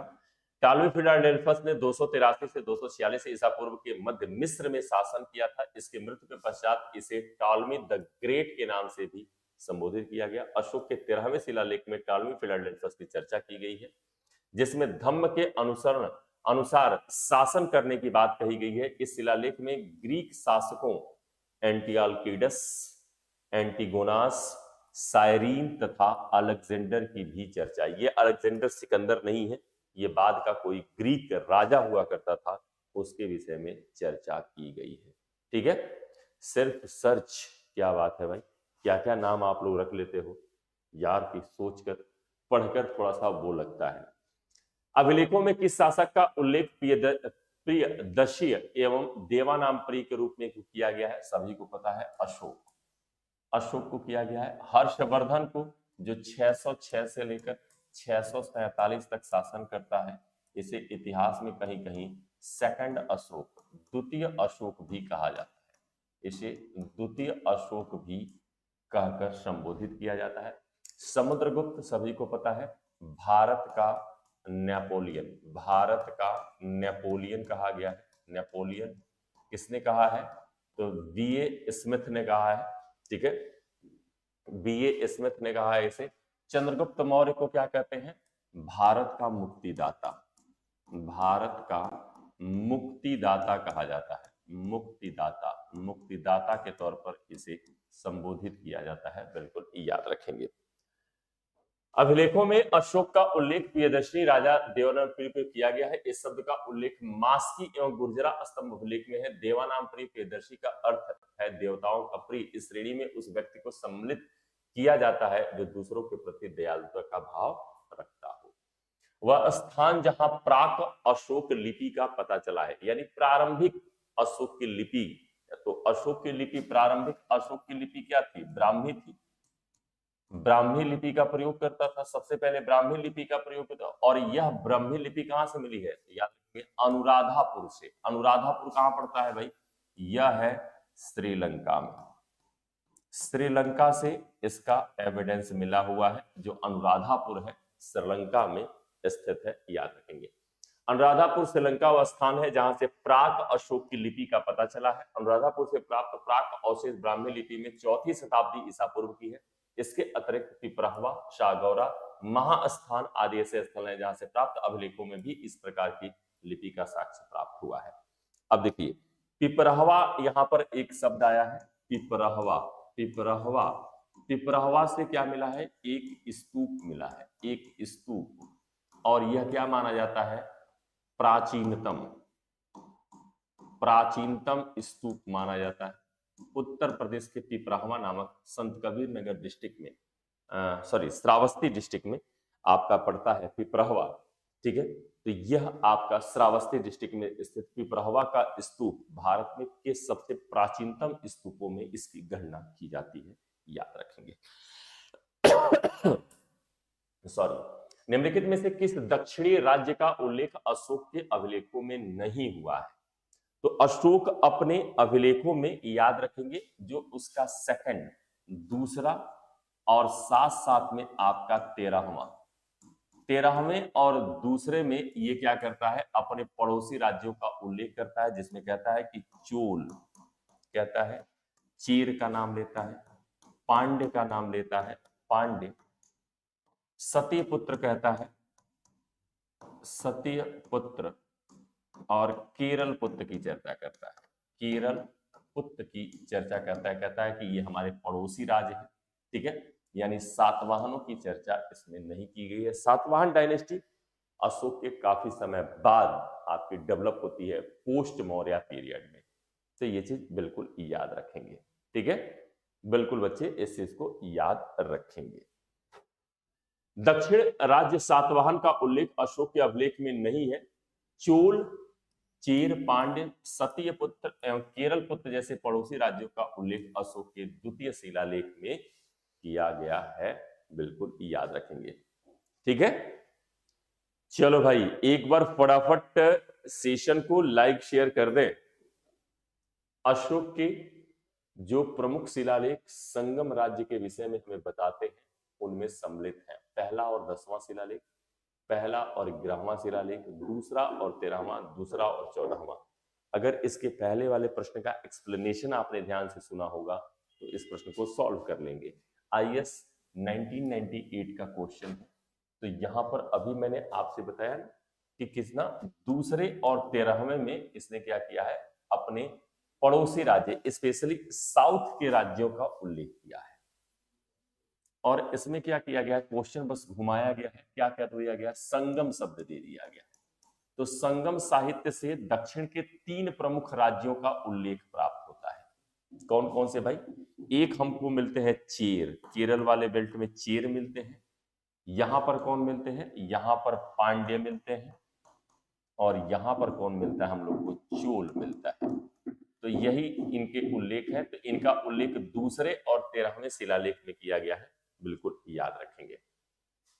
अशोक के जो प्रमुख शिलालेख संगम राज्यों के विषय में बताते हैं उनमें दूसरा और 13वां शिलालेख सम्मिलित है। इन दोनों शिलालेखों से स्पष्ट होता है कि भारत में अशोक का अधिकार चोल, पांड्य, सतीपुत्र, केरल पुत्र एवं ताम्रपर्णी को छोड़कर सर्वत्र था, क्योंकि इन राज्यों को प्रत्यय या सीमावर्ती राज्य कहकर संबोधित किया गया है। तो बिल्कुल बच्चे यहां पर याद रखेंगे। अशोक के निम्नलिखित अभिलेखों में से किसमें दक्षिण भारतीय राज्यों का उल्लेख हुआ है। तो अभी हम लोगों ने चर्चा किया कि दक्षिण भारतीय राज्यों का उल्लेख किसमें, द्वितीय मुख्य शिलालेख में क्या है, दक्षिण भारतीय राज्यों का। दूसरा और 13वां का नाम बिल्कुल याद रखिएगा। अशोक के द्वितीय मुख्य शिलालेख में दक्षिण भारतीय राज्यों का उल्लेख हुआ है। साथ ही इसमें पशु चिकित्सा एवं मानव चिकित्सा तथा लोक कल्याण के कार्यों का विवरण है। तृतीय मुख्य शिलालेख में महामात्यों अर्थात पदाधिकारियों को 5वें वर्ष दौरे यानी अनुसंधान और रज्जुकों की नियुक्ति का उल्लेख है। 9वें में मुख्य शिलालेख में सच्ची भेंट तथा सच्चे शिष्टाचार का उल्लेख है। अशोक के प्रथम स्तंभ अभिलेख में राज्याभिषेक के 26वें वर्ष में धम्मलेख के लिखवाए जाने का वर्णन है। इस लेख में यह वर्णित है कि धर्मानुसार लोगों का पोषण एवं शासन करो। निम्नलिखित में से अशोक के किस अभिलेख में पारस्परिक अवसरों पर पशु बलि पर रोक लगाई गई है। ऐसा लगता है कि यह पाबंदी पशुओं के वध पर थी। इस बात का उल्लेख अशोक के किस अभिलेख में किया गया है, आपको बताना है। ठीक है, जरा फटाफट बताइए भाई इसका सही आंसर क्या होगा। तो बच्चे यहां पर याद रखेंगे, यहां पर आपका इसका सही आंसर ए होगा। शिलालेख नंबर 1 में यहां पर यह पशु बलि पर रोक लगाए जाने की बात कही गई है। अशोक के शिलालेख 1 में पारस्परिक अवसरों पर या पशु बलि पर रोक लगाई गई है। ठीक है, भावनात्मक दृष्टि से ऐसा लगता है कि अशोक पशुओं के वध पर रोक लगाता है। इस अभिलेख के माध्यम से यह घोषणा की गई कि पारस्परिक अवसरों पर न तो पशु बलि दी जाए और ना ही कोई उत्सव किए जाए। ये पशु बलि रोक लगाने के अलावा ये भी याद रखिएगा कि अशोक इसमें क्या कहता है, कहता है कि आज भी हमारे पाकशाला में लेकिन 2 मोर और 1 हिरन प्रतिदिन काटे जाते हैं। ठीक है, तो पशु बलि पर जरूर इसने रोक लगाया था, लेकिन कहा जाता है कि पूरी तरह से यह इस चीज को प्रतिबंधित करने में असफल रहा था। बिल्कुल बच्चे याद रखेंगे। ठीक है, भोलेंद्र सिंह, गुड इवनिंग है भाई भोलेंद्र सिंह जी। तो यहां पर इस चीज को बिल्कुल बच्चे याद रखेंगे।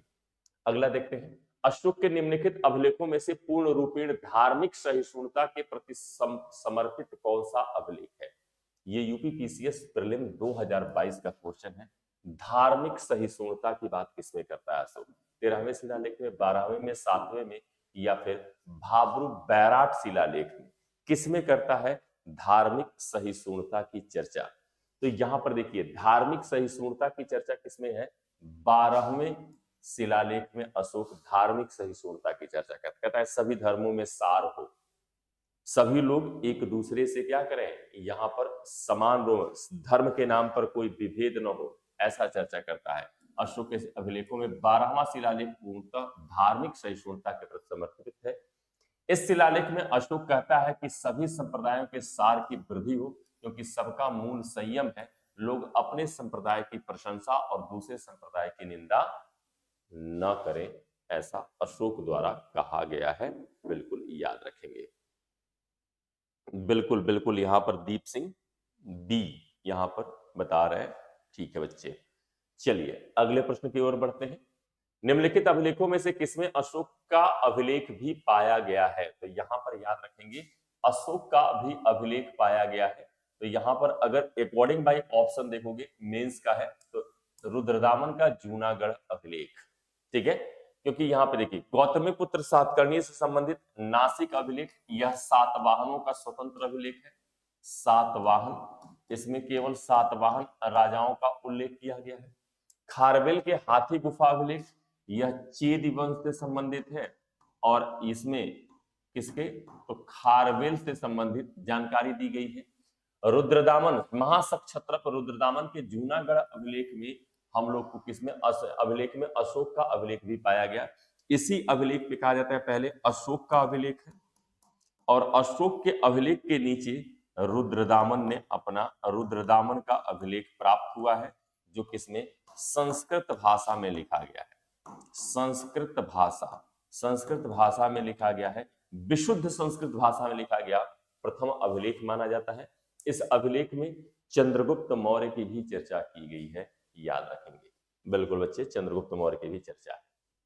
महाक्षत्रप रुद्रदामन के जूनागढ़ अभिलेख से अशोक के अभिलेख भी पाया गया है। यह शिलालेख विशाल पत्थर पर उत्कीर्ण है। इस अभिलेख में राजकीय आदेश, नैतिक नियम और परोपकारी कार्यों का वर्णन है। रुद्रदामन के जूनागढ़ अभिलेख में अशोक की उपलब्धियों का वर्णन है। इस अभिलेख से ज्ञात होता है कि अशोक ने चंद्रगुप्त मौर्य द्वारा निर्मित सुदर्शन झील का पुनः निर्माण करवाया। अशोक के अभिलेख पर ही शक राजा रुद्रदामन और गुप्त नरेश स्कंदगुप्त ने भी अपने अभिलेख यहाँ पे उत्कीर्ण करवाए। इस अभिलेख पर देखिए, अगर इस पे लेख किसका मिला हुआ है तो लेख के तौर पर यहां पर याद रखिएगा, सबसे पहले अशोक का लेख है। अशोक के नीचे किसका मिलेगा, रुद्रदामन, रुद्रदामन का अभिलेख मिलेगा और इसके नीचे स्कंदगुप्त, स्कंदगुप्त ने इसका उल्लेख किया है। साथ साथ अगर राजाओं के नाम, कितने राजाओं के नाम, तो यहाँ पे 2 मौर्य राजाओं के नाम मिलते हैं। साथ साथ में रुद्रदामन का नाम मिलता है, रुद्रदामन, और साथ साथ में स्कंदगुप्त का नाम मिलता है, स्कंदगुप्त का। हालांकि इस पे रूलर्स की बात करें तो सका रूलर जयदामन का भी नाम मिलता है। साथ साथ कहा जाता है कि जो चष्टन था, किसका, रुद्रदामन का दादा चष्टन, जो मालवा के सक्षत्र वंश का संस्थापक था, उसका भी नामो उल्लेख इसमें किया गया है। बिल्कुल याद रखेंगे। बराबर की गुफाओं के विषय में निम्नलिखित में से कौन सा एक सही नहीं है? बराबर की पहाड़ी पे जो गुफाएं पाई गई हैं उसके संदर्भ में निम्नलिखित में से कौन सा एक सही नहीं है? बराबर पहाड़ी पर कुल 4 गुफाएं हैं, बिल्कुल करेक्ट है भाई। 3 गुफाओं की दीवार पर अशोक के अभिलेख उत्कीर्ण है, बिल्कुल करेक्ट है। यह अभिलेख इन गुफाओं को आजीविकों को समर्पित होने के उल्लेख करते हैं, बिल्कुल सही है। यह अभिलेख ईसापुर 6ठी शताब्दी के हैं, ये रॉन्ग, 6ठी शताब्दी के नहीं, ठीक है। ये 6ठी शताब्दी के, ईसापुर 6ठी शताब्दी के नहीं बल्कि 3री 4थी शताब्दी के ये अभिलेख माने जाते हैं, बिल्कुल बच्चे याद रखेंगे, ठीक है। क्योंकि देखो बराबर की पहाड़ी पे कुल 4 गुफाएं मिली हैं, कौन कौन सी, सुदामा गुफा, कर्ण चौपड़ गुफा, कर्ण चौपड़, ठीक है। इसके अलावा विश्व झोपड़ी गुफा, विश्व झोपड़ी गुफा मिला है, ठीक है। साथ साथ में आपका मिला है एक लोमस ऋषि की गुफा, लोमस ऋषि की गुफा भी यहां से मिली हुई है। और ये क्या है, ये आपका रॉन्ग है। और ये सभी के इसके 3 में यहां पर याद रखेंगे, 1, 2 और 3 ये अशोक के, और ये चौथा किसका है, दशरथ, अशोक के पुत्र दशरथ का है। और चारों के चारों गुफाएं किससे हैं, आजीवक धर्म को अर्पित है, आजीवक धर्म, आजीवक धर्म को समर्पित है, बिल्कुल याद रखेंगे। ठीक है, तो ये इसका एक्सप्लेनेशन। मौर्यकालीन मूर्तियों में मणिभद्र यानी यक्ष नाम से अंकित मूर्ति किस स्थान से प्राप्त हुई है? तो भाई मणिभद्र वाली मूर्ति यक्ष, मौर्य काल में यक्ष और यक्षिणी की मूर्तियां कहा जाता है मौर्य काल की कला की एक विशेषता थी। किसकी मूर्तियां? यक्ष और यक्षिणी की मूर्तियां इस काल की विशेषता है। तो यहां पर याद रखेंगे 9 ग्राम परखम, परखम से प्राप्त हुई। परखम कहां पे है? मथुरा उत्तर प्रदेश, मथुरा उत्तर प्रदेश से यह मूर्ति प्राप्त हुई है, परखम से। ठीक है, मणिभद्र यक्ष की, यक्ष और यक्षिणी की। दीदारगंज कहां पड़ता है? ये बिहार में पड़ता है। दीदारगंज से भी यक्ष यक्षिणी की मूर्ति मिली है, जो किस काल की है? आपकी मौर्य काल से रिलेटेड है। मौर्यकालीन मूर्ति में मणिभद्र यक्ष नाम से अंकित मूर्ति परखम स्थान से प्राप्त हुई है। परखम ग्राम उत्तर प्रदेश के मथुरा जिले में से 14 मील दूर आगरा दिल्ली मार्ग पर स्थित है। यहां से प्राप्त यक्ष मूर्ति मथुरा की कला का एक महत्वपूर्ण शिल्प है, जो वर्तमान मथुरा संग्रहालय में सुरक्षित है। इस मूर्ति की चरण चौकी पर मौर्ययुगीन ब्राह्मी लिपि में 3 पंक्तियों का एक लेख अंकित है, जिससे ज्ञात होता है कि कुड़िक के शिष्य गोमित्र ने इस मूर्ति का निर्माण करवाया था। इस मूर्ति के आधार पर मथुरा मूर्तिकला की परंपरा में शुंग काल में यक्षों की तथा कुषाण काल में बोधिसत्वों की मूर्ति के निर्माण का आभास होता है। बिल्कुल बच्चे याद रखेंगे। क्लियर है? चलिए, तो इस बात को याद रखेंगे। सूची 1 को सूची 2 से सुमेलित करना है। यहां पर सूची 1 और सूची 2 को सुमेलित करना है हम लोग को। स्थान और स्मारक भवन यहां पर दिए गए हैं, कौन सा स्थान पे कौन सा स्मारक भवन। तो यहां पर अगर हम लोग कौशाम्बी, कौशाम्बी से कौन सा यहां से स्तूप मिला है? ये चूंकि स्तूप के नाम है, ये स्तूप है, धमेक स्तूप, घोषिताराम स्तूप, रानाभर स्तूप, सहेत महेत से भी आप यानी श्रावस्ती वाला स्तूप भी प्राप्त हुआ है। तो यहां पर बच्चे आपको बताना है कि कौन सा इसमें मैच है। तो देखिए, कौशाम्बी से कौन सा मिला है? घोषिताराम बिहार स्तूप कहां से पाया गया है? तो ये कौशाम्बी से पाया गया है। ठीक है, इसके अलावा अगर हम लोग बात करें कुशीनगर से कौन सा, तो रानाभर स्तूप कहां से मिला है? कुशीनगर वाले स्तूप को हम लोग रानाभर स्तूप के नाम से जानते हैं। सारनाथ स्तूप, ये सभी के सभी स्थल कहां है? याद रखेंगे उत्तर प्रदेश से स्थित है, उत्तर प्रदेश में स्थित स्थल है। सारनाथ का धमेक स्तूप और श्रावस्ती से सहेत महेत यहां पे तुलना की जाती है। सी आपका बिल्कुल करेक्ट आंसर होगा, यहां पर याद रखेंगे। देखिए, कौशाम्बी में घोषिताराम स्तूप स्थित है। इसका उल्लेख बौद्ध ग्रंथों में भी मिलता है। स्तूप का निर्माण भगवान बुद्ध के जीवन काल के दौरान घोषिताराम नामक एक व्यापारी द्वारा, जो उनका भक्त था, करवाया गया था। ठीक है, पारभौगिक स्तूपों की श्रेणी में ये आएगा। कुशीनगर में कौन सा स्तूप? रानाभर स्तूप है। बौद्ध ग्रंथों के अनुसार इसका निर्माण मल्ल राजाओं के द्वारा कराया गया। यह स्तूप एक टीले पर बना है, जो कुशीनगर देवरिया मार्ग पर स्थित है।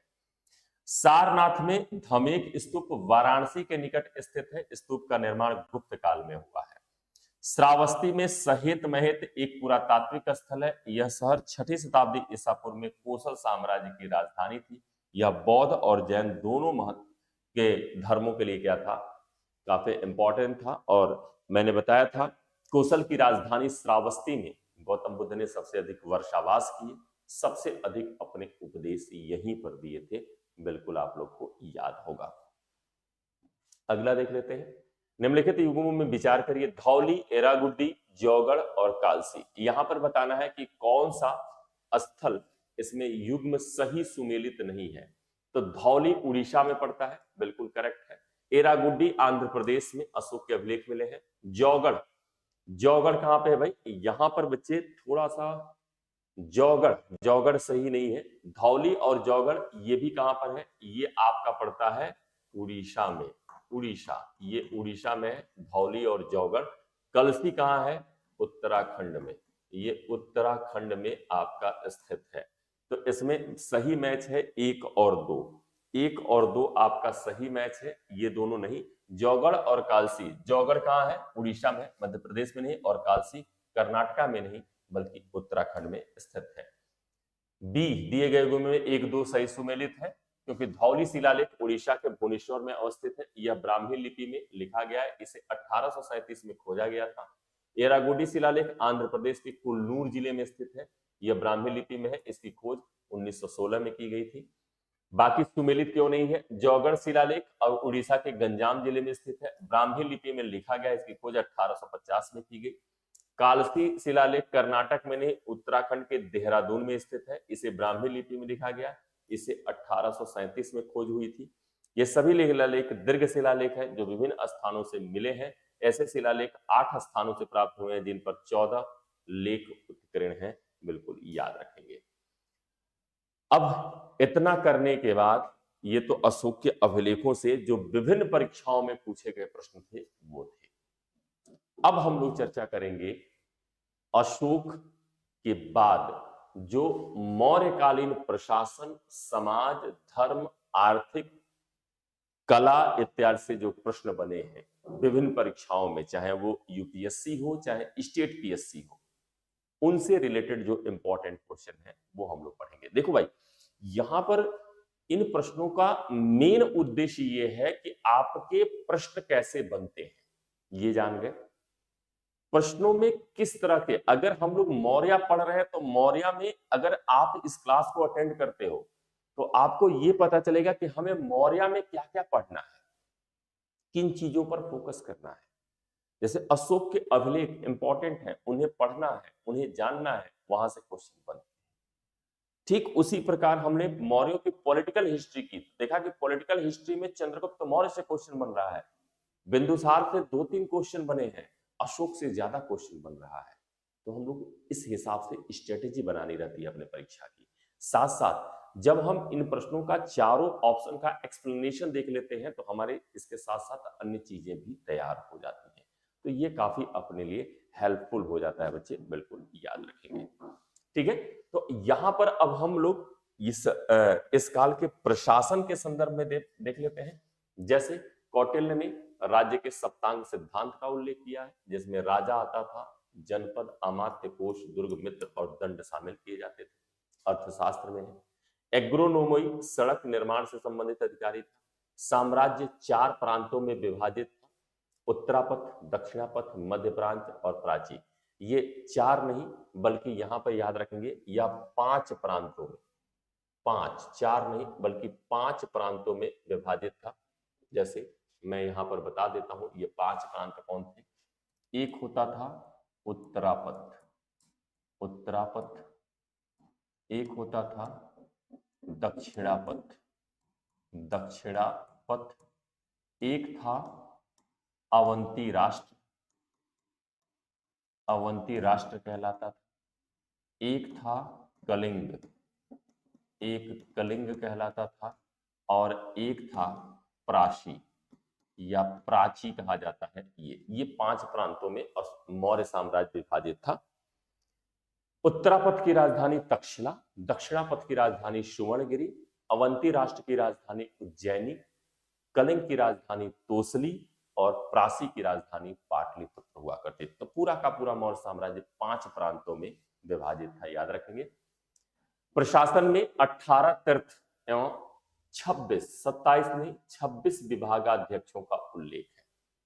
अर्थशास्त्र में कौटिल्य ने 18 तीर्थ यानी ऑफिसर्स, जिन्हें कह लें कि विभागाध्यक्ष, इन्हें हेड ऑफ डिपार्टमेंट कह सकते हैं, सॉरी ये क्या होते थे, ये अमात्य होते थे। 18 अमात्यों का उल्लेख है जिन्हें तीर्थ कहा गया है, जबकि 26 हेड ऑफ डिपार्टमेंट का भी उल्लेख मिलता है।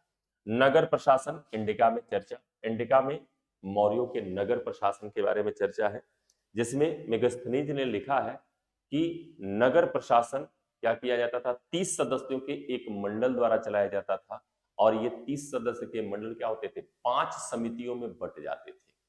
ठीक है, और हर समिति में 6 समितियों में बंटते थे और प्रत्येक समिति में 5 सदस्य शामिल होता था।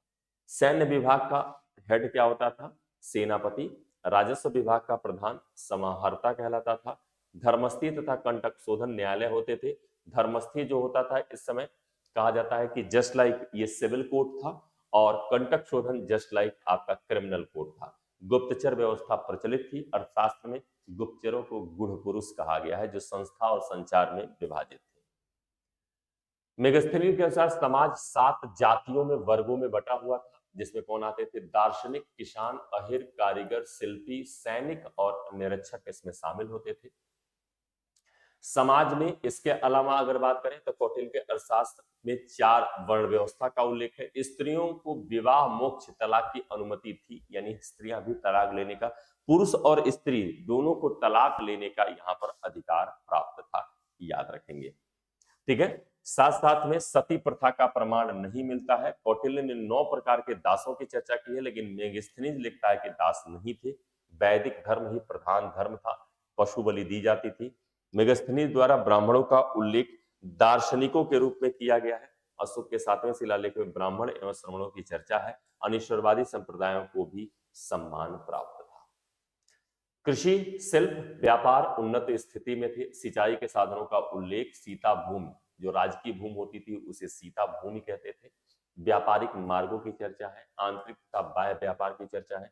व्यापारिक उन्नति के कारण नगर तथा बंदरगाहों की स्थापना, वस्त्र तथा शिल्प निर्माण उद्योग, आहत सिक्कों का प्रयोग किया जाता था। टकसाल के अधिकारी को लक्षणाध्यक्ष कहते थे। पशुपालन का उल्लेख है। घोड़े तथा हाथियों के पालन का उल्लेख मिलता है। अब यहां से प्रशासन से रिलेटेड आज हम लोग क्वेश्चन करेंगे कि कौन कौन से क्वेश्चन इसमें आएंगे आपके। निम्नलिखित में से कौन सा अधिकारी मौर्य प्रशासन का भाग नहीं था? युक्त, प्रादेशिक, रज्जुक, अग्रहारी। इसमें मौर्य प्रशासन का भाग नहीं था, इसमें बताना है। युक्त नहीं होता था, रज्जुक नहीं होता था, प्रादेशिक या अग्रहारी कौन मौर्य प्रशासन का भाग नहीं था? दीप सिंह बताओ इसमें कौन मौर्य प्रशासन का भाग नहीं होता था, ये बता दें। तो यहां पर याद रखेंगे, मौर्य प्रशासनिक अधिकारियों में नाम किसके आते हैं? युक्त का आता है, रज्जुक का आता है और प्रादेशिक का, लेकिन अग्रहारिक का नाम नहीं आता है। ठीक है, अग्रहारिक इसमें शामिल नहीं था। अग्रहारिक अधिकारी मौर्य प्रशासन का भाग नहीं था। अग्रहारिक अग्रहार के रूप में भूमि प्राप्त करने वाले होते थे। ये दान की भूमि के स्वामी होते थे। गुप्त तथा गुप्तोत्तर काल में अग्रहार की चर्चा की गई है। अग्रहार के बारे में बता दूं आप लोग को। अग्रहार, यहां पर अग्रहार क्या था? तो यहां पर याद रखेंगे गुप्त काल से इसकी शुरुआत होती है। मंदिरों एवं ब्राह्मणों को प्रदत्त टैक्स फ्री जो भूमि होती थी, भूमि था, इसे ही क्या कहा जाता था? अग्रहार भूमि कहा जाता था, और इसको प्राप्त करने वाला अग्रहारी कहलाता था। केंद्रीय में महामात्य अथवा अध्यक्षों के नियंत्रण में निम्न स्तर के अधिकारी थे। अशोक के अभिलेखों में युक्त तथा रज्जुक इत्यादि का उल्लेख मिलता है।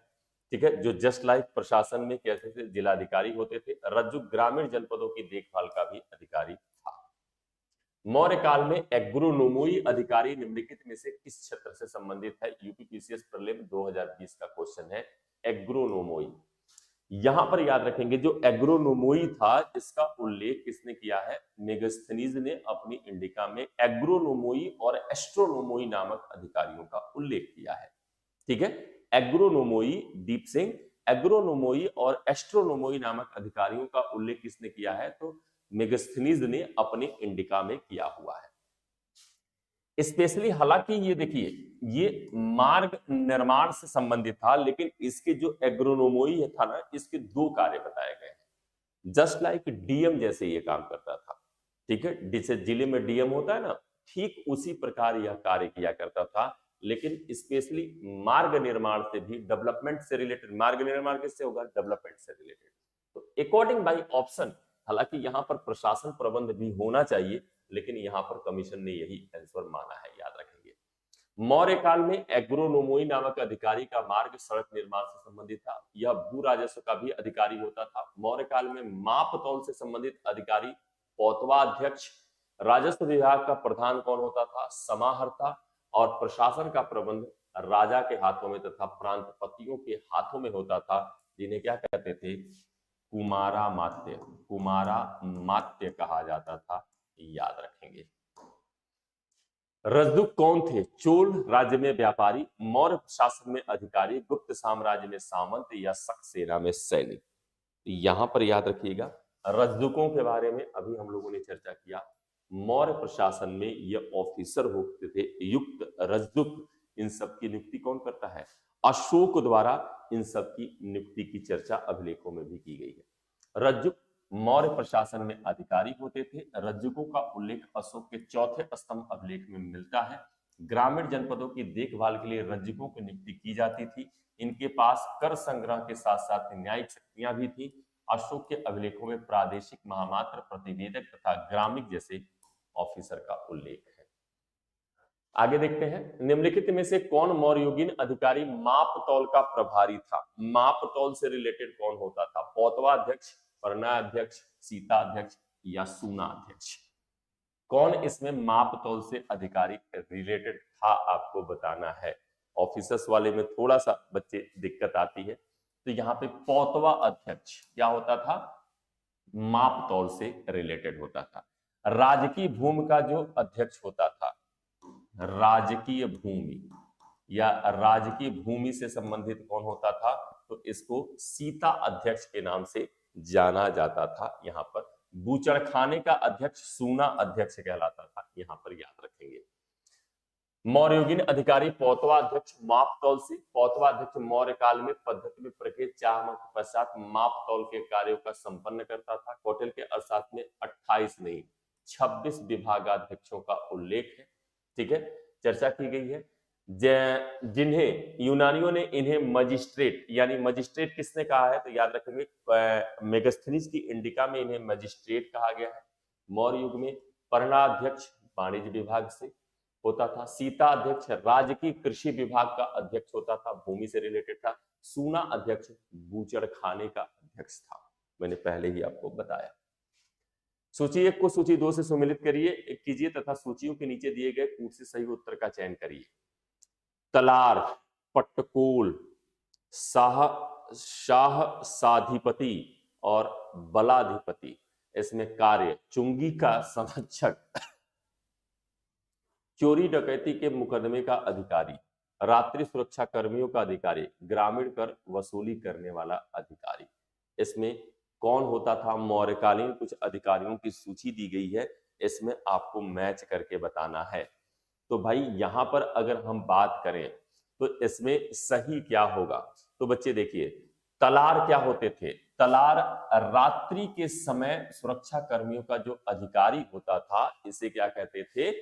तलार के नाम से जाना जाता है, बिल्कुल याद रखेंगे। ठीक है, इसके बाद से पट्टकोल कौन थे? तो ग्रामीण कर वसूल करने वाला अधिकारी पट्टकोल कहलाता था। सहसा अधिपति कौन था भाई? तो सहसा अधिपति होता था चोरी और डकैती, साहस, साहस से सहसा अधिपति याद रखो। और बलाधीप कौन था? चुंगी कर का संरक्षक। यानी कि हो गया आपका 3 4 2 1। तो 3 4 2 1 किसमें मिलेगा? एक ही में है, तो बी आपका करेक्ट आंसर होगा। तलार रात्रि सुरक्षा कर्मियों का अधिकारी होता था। पट्टकोल ग्रामीण वसूली करने वाला अधिकारी होता था। सहसाधिपति चोरी डकैती मुकदमे का अधिकारी होता था। एवं बलाधिप सुरक्षा अधिकारी हुआ करता था। वह स्रोत जिसमें पाटलिपुत्र के प्रशासन का वर्णन हुआ है, तो पाटलिपुत्र के प्रशासन का वर्णन केवल एक पुस्तक में हुआ है, नगर प्रशासन। ये प्रशासन कैसा है? नगर प्रशासन का वर्णन है। नगर प्रशासन का वर्णन किया गया किसमें? तो यहां पर इंडिका मेगास्थनीज, मेगास्थनीज की इंडिका में इसकी चर्चा की गई है, बिल्कुल याद रखेंगे। इंडिका नामक पुस्तक में स्रोत में पाटलिपुत्र के प्रशासन का वर्णन उपलब्ध। इस पुस्तक की रचना मेगास्थनीज ने अपने भारत यात्रा के दौरान की। यह मौर्य शासक चंद्रगुप्त मौर्य के दरबार में 305 से 299 नहीं 298 के समथिंग तक रहा। यूनानी शासक राजदूत बनकर आया था, बिल्कुल याद रखेंगे। ठीक है, यह नगर प्रशासन के विषय में उल्लेख करता है। निम्नलिखित में से कौन सा स्रोत मौर्यों के नगर प्रशासन का विस्तृत विवरण प्रस्तुत करता है? प्रशासन का, तो नगर प्रशासन अभी मैंने बताया मेगास्थनीज की इंडिका से, यहां से नगर प्रशासन की व्यवस्था। यहां पर अर्थशास्त्र में क्या है? सप्तांग सिद्धांत मिलेगा आपको, सप्तांग सिद्धांत यहां से मिलेगा, याद रखेंगे। साथ साथ में और क्या मिलेगा भाई, यहां से देखेंगे गुप्तचर प्रणाली, गुप्तचर प्रणाली के विषय में आपको जानकारी मिलेगी, ठीक है।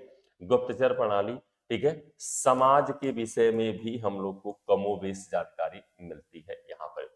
विशाखदत्त की मुद्रा राक्षस से मौर्यों की जाति के बारे में जानकारी मिलती है। अशोक के विषय अभिलेख से प्रशासन के विषय में भी जानकारी मिलती है। मेगास्थनीज के इंडिका स्त्रोत मौर्यों के नगर प्रशासन का विवरण प्रस्तुत करता है। मेगास्थनीज का नगर का प्रशासन 30 सदस्यों के एक मंडल द्वारा जो 6 समितियों में विभक्त था और प्रत्येक समिति में 5 सदस्य होते थे।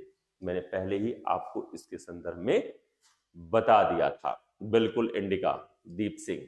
तो इसके संदर्भ में पहले ही मैंने आपको समझाया था कि ये ऐसे डिवाइड था कि जैसे प्रशासन, नगर प्रशासन की जब भी चर्चा करेगा, नगर प्रशासन, तो नगर प्रशासन को चलाने के लिए क्या होता था, 30 सदस्यों का एक मंडल होता था और यह 30 सदस्य के मंडल कितने, 6 समितियों में विभाजित थे। कितने में हो जाते थे, 6 समितियों में विभाजित थे और प्रत्येक समिति में कितने, 5 मेंबर होते थे। प्रत्येक समिति में कितने मेंबर, 5 मेंबर होते थे। टोटल ये समितियां कितनी बन जाती थी, ये बनती थी 6 समितियां बनती थी। प्रथम समिति का संबंध किससे था, उद्योग तथा शिल्प से। द्वितीय समिति विदेशी देखभाल करती थी। तृतीय जन्म मरण, ऐसा माना जाता है कि जन्म मरण का लेखा जोखा मौर्य काल में, या जनगणना के विषय में कहा जाता है कि मौर्य काल में उल्लेख मिलता है कि संभवतः इस काल में जनगणना कराई जाती थी, ठीक है। चतुर्थ समिति वाणिज्य व्यापार से। पांचवी समिति निर्मित वस्तुओं के निरीक्षण से और छठी समिति बिक्री कर वसूल से संबंधित थी। निम्नलिखित में से राज्य के सप्तांग सिद्धांत के अनुसार राज्य का 7वां अंग कौन सा होना चाहिए। देखो सप्तांग सिद्धांत में तो मैंने बताया कि राज्य के सप्तांग सिद्धांत, लेकिन इसमें 7वां अंग यानी क्रम, कौटिल्य के अर्थशास्त्र के अनुसार इसमें आपका सीधा सीधा क्रम पूछ दिया गया कि इसमें क्रम कौन सा है। तो बताइए इसमें 7वें स्थान पर कौन आता है, तो सबसे लास्ट में कौटिल्य कहता है क्या होना चाहिए, मित्र को रखता है, राजा का मित्र होना चाहिए। सप्तांग सिद्धांत के अनुसार राज्य का 7वां अंग मित्र था, यहां पर याद रखेंगे। हालांकि अलग अलग किताबों में अलग अलग क्रम में चर्चा की गई है, लेकिन यहाँ पे कमीशन ने मित्र को ही माना है। राज्य के कान, मित्रों को क्या कहा गया है, ये राज्य के कान होते थे। राजा के मित्र शांति या युद्ध काल में दोनों में उसकी सहायता करते थे। सप्तांग सिद्धांत के अंतर्गत कौटिल्य राजा को अपने पड़ोसी राज्यों से मित्रता करनी चाहिए, जिससे आवश्यकता पड़ने पर उसकी सहायता प्राप्त की जाए। साथ ही साथ मित्र वंश परंपरागत विश्वसनीय तथा हितैषी हो, राजा व उसके राज्य को अपना समझता हो, ऐसा ही व्यक्ति आपका मित्र होना चाहिए, ठीक है। कौटिल्य के अर्थशास्त्र के अनुसार मौर्यकालीन न्याय व्यवस्था में निम्नलिखित में से न्यायालय अस्तित्व में थे। तो भाई यहां पर देखिए, यहां पर धर्म महामात्र, धर्मस्थी, कंटकी, यहाँ पे केवल 2 ही न्यायालय, टाइप ऑफ कोर्ट 2 ही होते थे। कौन कौन, धर्मस्थी होता था और कंटक शोधन, यानी 2 और 4, तो 2 और 4 डी में है। धर्मस्थी ये वर्तमान समय के आपके कैसे थे, जैसे आप कह ले कीजिए जो दीवानी यानी सिविल कोर्ट होती है, दीवानी अदालत के जैसे होते थे, ये दीवानी अदालत के भांति होते थे। और जो कंटक शोधन होते थे ये वर्तमान फौजदारी यानी क्रिमिनल, फौजदारी यानी कि क्रिमिनल कोर्ट के जैसे हुआ करते थे। कौटिल्य के अर्थशास्त्र के अनुसार मौर्यकालीन न्याय व्यवस्था में धर्मस्थी तथा कंटक शोधन न्यायालय अस्तित्व में थे। धर्मस्थी न्यायालय को दीवानी अदालत भी कहा जाता था। इस वर्ग के न्यायालय नागरिकों के पारस्परिक विवादों का निपटारा करते थे। चोरी डकैती व लूट के मामले इसी न्यायालय में पेश होते थे। कंटक शोधन न्यायालय राज्य तथा नागरिकों के मध्य होने वाले विवादों का निर्णय करता था। मौर्य शासकों ने निम्नलिखित में से किसका विकास किया था, संस्कृति, कला और साहित्य, सोने के सिक्के, प्रांतीय विभाजन, हिंदकुश तक साम्राज्य विस्तार। तो इसमें देखो ये बिल्कुल कॉन्सेप्चुअल क्वेश्चन है और इस कॉन्सेप्चुअल क्वेश्चन का आंसर भी आप लोग क्या करोगे, कॉन्सेप्ट के ही आधार पर दोगे, ठीक है। तो यहां पर कॉन्सेप्ट के आधार पर देना है हम लोग को। तो पहला क्या है, क्या मौर्य काल में हम लोग को संस्कृति, कला और साहित्य का विकास दिखाई देता है, बिल्कुल दिखाई देता है भाई, इसमें कोई डाउट नहीं। मौर्य काल में हम देखते हैं कि संस्कृत सांस्कृतिक विकास भी भारत में होता है, कला के क्षेत्र में भी विकास होता है, और लिटरेचर जैसे कौटिल्य का अर्थशास्त्र, मेगास्थनीज की इंडिका, ये सारे भी होते हैं। सोने के सिक्के इस समय हम लोग को प्रचलित दिखाई नहीं देते हैं, प्रॉपर हम लोग को सोने के सिक्के नहीं दिखाई देते हैं। पर्ण नामक सिक्का तो दिखाई देता है। पर्ण की चर्चा अर्थशास्त्र में की गई है, लेकिन यह पर्ण किसका होता था? चांदी का सिक्का था, और इसे मौर्य प्रशासन की मान्य मुद्रा थी। याद रखेंगे, मान्य मुद्रा पर्ण थी। और कौटिल्य ने अर्थशास्त्र में लिखा है कि इसी पर्ण में क्या किया जाता था? ऑफिसर्स को वेतन दिया जाता था। सोने के सिक्के का, हालांकि निष्क नामक कहा जाता है, सोने का सिक्का होता था, लेकिन इसका स्पष्ट प्रमाण नहीं मिलता है, बिल्कुल याद रखेंगे। प्रांतीय विभाजन बिल्कुल यहां बिल्कुल करेक्ट है। प्रांतों में विभाजित किया, पूरा का पूरा मौर्य साम्राज्य मैंने पहले ही बताया 5 प्रांतों में विभाजित था। ठीक है। हिंदकुश तक साम्राज्य विस्तार, बिल्कुल ये भी करेक्ट है भाई। मौर्यों का हिंदकुश पर्वतमाला तक यानी अफगानिस्तान तक यह साम्राज्य विस्तार था, बिल्कुल करेक्ट है। निम्नलिखित में से प्राचीन भारत की कौन सी लिपि दाईं से बाईं ओर लिखी जाती थी? ब्राह्मी, शारदा, खरोष्ठी, नंद, नागरी, उपयुक्त में से कोई नहीं। ये तो आसान वाला प्रश्न है, जरा बताओ भाई, बताओ भाई कौन सा होता था? तो भाई यहां पर दाएं से बाएं और बाएं से दाएं दो शब्द आते हैं, एक बाएं से दाएं और एक दाएं से बाएं। तो इस समय खरोष्ठी लिपि याद रखिएगा। ब्राह्मी बाएं से दाएं लिखी जाती थी, ये खरोष्ठी दाएं से बाएं लिखी जाती थी। प्राचीन भारत की खरोष्ठी लिपि दाएं से बाईं ओर लिखी जाती थी। यह संयुक्त रूप से आरमाइक एवं सीरियाई लिपि से विकसित हुई थी। इसे विदेशी उद्गम लिपि माना जाता है। इसमें कुल 37 वर्ण होते थे तथा स्वरों का अभाव था। अशोक के सहवाजगढ़ी और मानसेहरा अभिलेख में इस लिपि का प्रयोग किया गया है। बिल्कुल बच्चे याद रखेंगे। क्लियर?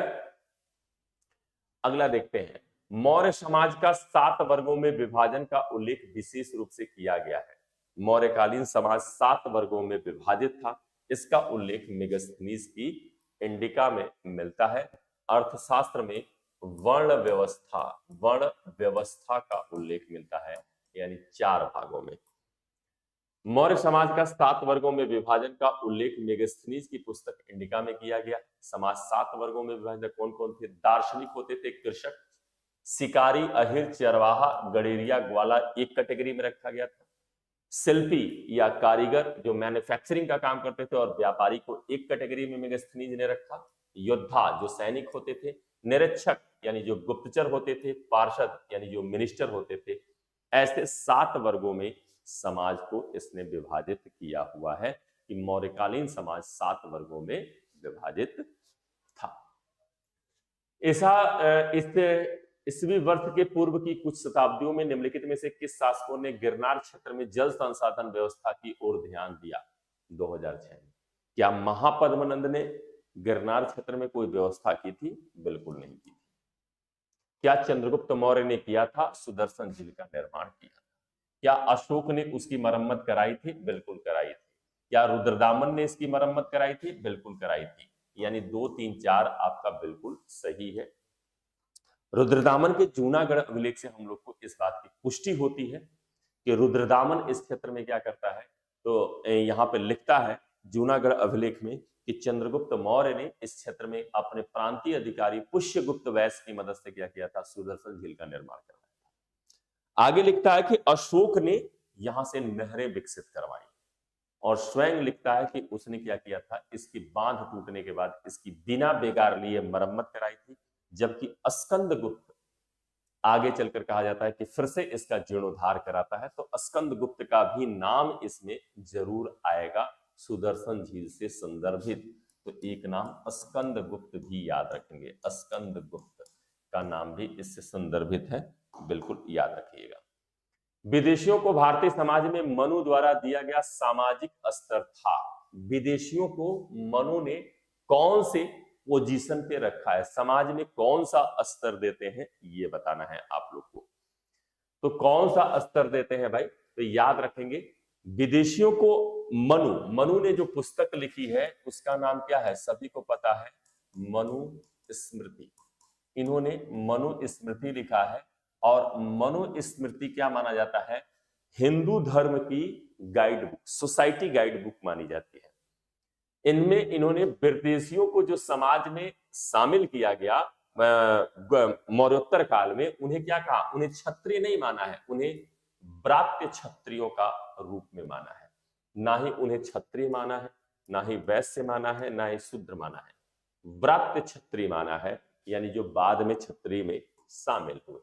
विदेशियों को भारतीय समाज में मनु द्वारा दिया गया सामाजिक स्तर ब्रात्य क्षत्रिय का था। ब्रात्य क्षत्रियों का तात्पर्य वैसे क्षत्रिय था जो मूल रूप से विदेशी थे, क्योंकि भारतीय समाज में ब्राह्मणवादी व्यवस्था स्थापित थी। जब ये विदेशी भारत आए तो इन्होंने ब्राह्मणों ने के समकक्ष न रखते हुए उन्हें क्षत्रिय का दर्जा प्रदान कर दिया। इसके पीछे एक और कारण था, क्योंकि ये राजकाज से रिलेटेड थे, प्रशासन का, शासन का कार्य देखते थे। इसलिए भी इन्हें कहा जाता है कि जैसे शकों के समय जो शक आए, भारतीय समाज में घुल मिल गए और ब्राह्मणी काम को अपना लिया, वो क्या कहलाया? वही सकल दीपी ब्राह्मण कहलाया। वो सकल दीपी ब्राह्मण के नाम से जाने गए। ठीक है, क्षत्रिय का दर्जा दिया। चूंकि क्षत्रिय वर्ण भी समाज का एक प्रतिष्ठित एवं सम्मानित वर्ग था, ऐसे में इस वर्ण का दर्जा प्राप्त होने पर उन्हें कोई आपत्ति भी नहीं हुई। इन विदेशियों को इनमें से नीचे की श्रेणी प्रदान की जाती, तब आवश्यक रूप से इनके द्वारा आपत्ति प्रदर्शित की जाती, किंतु इस श्रेणी में वे स्वयं को स्थापित कर समाजीकरण की प्रक्रिया में आगे बढ़ते। अगर कहा गया है कि अगर मान लीजिए इन्हें क्या होता था कि निम्न कुल में मिलता, जैसे वैश्य या फिर शूद्र की श्रेणी में रखा जाता, तो शायद ये विद्रोह भी करते। कारण ये था कि राजकाट से रिलेटेड थे, ये राजा थे जो रूल किया करते थे। तो कहीं ना कहीं इन्हें लगा कि भाई क्षत्रिय भी भारत में रूल करता है, हम भी रूल कर रहे हैं, तो इनको क्या किया जाए? इक्वल मान लिया जाए, ऐसा माना जाता है। प्राचीन भारतीय समाज के प्रसंग में निम्नलिखित शब्दों में से कौन सा शब्द तीनों के वर्ग का नहीं है? ठीक है, इन शब्दों में से कौन सा तीनों वर्ग का नहीं है? कुल, कोश, वंश, गोत्र। अब देखिए, ये तीन शब्द का वर्ग का नहीं है, तो एक वर्ग में अगर यहां पर हम कहें तो यहां पर ए वर्ग में का आप किसको? कुल या परिवार, कुल या परिवार, परिवारों का समूह कुल कहलाता था। वंश, इसी से वंश परंपरा, एक ही परिवार के सदस्य क्या होते थे? वंश परंपरा के अधीन। और एक ही ऋषि के वंशज होने के कारण क्या चला? गोत्र सिस्टम चला। तो कोश, यानी कि यहां पर जो आप कह रहे हैं कि कोश या धन, इसका भाग नहीं है, बिल्कुल याद रखेंगे। प्राचीन भारत के प्रसंग में कोश शब्द तीनों से वर्ग का नहीं है। कोश का संबंध समाज से नहीं बल्कि राज्य से संबंधित है। कौटिल्य ने राज्य के सप्तांग सिद्धांत में कोश को महत्वपूर्ण स्थान दिया है। कुल, वंश तथा गोत्र भारतीय सामाजिक संरचना के अंग हैं। इनका संबंध परिवार से होता है। गोत्र की अवधारणा उत्तर वैदिक काल में आई, बाद में गोत्र के अंतर्गत कुल तथा वंश आने लगे और गोत्र की अवधारणा से सगोत्री विवाह प्रतिबंधित कर दिया गया। यानी सेम गोत्र में आप विवाह नहीं कर सकते थे। क्यों नहीं कर सकते थे? क्योंकि अगर आप सगोत्री विवाह कर देंगे तो क्या होगा? इसमें समस्या ये आएगी, रक्त संबंध। ठीक है, याद रखें। चलिए अगला देख लेते हैं।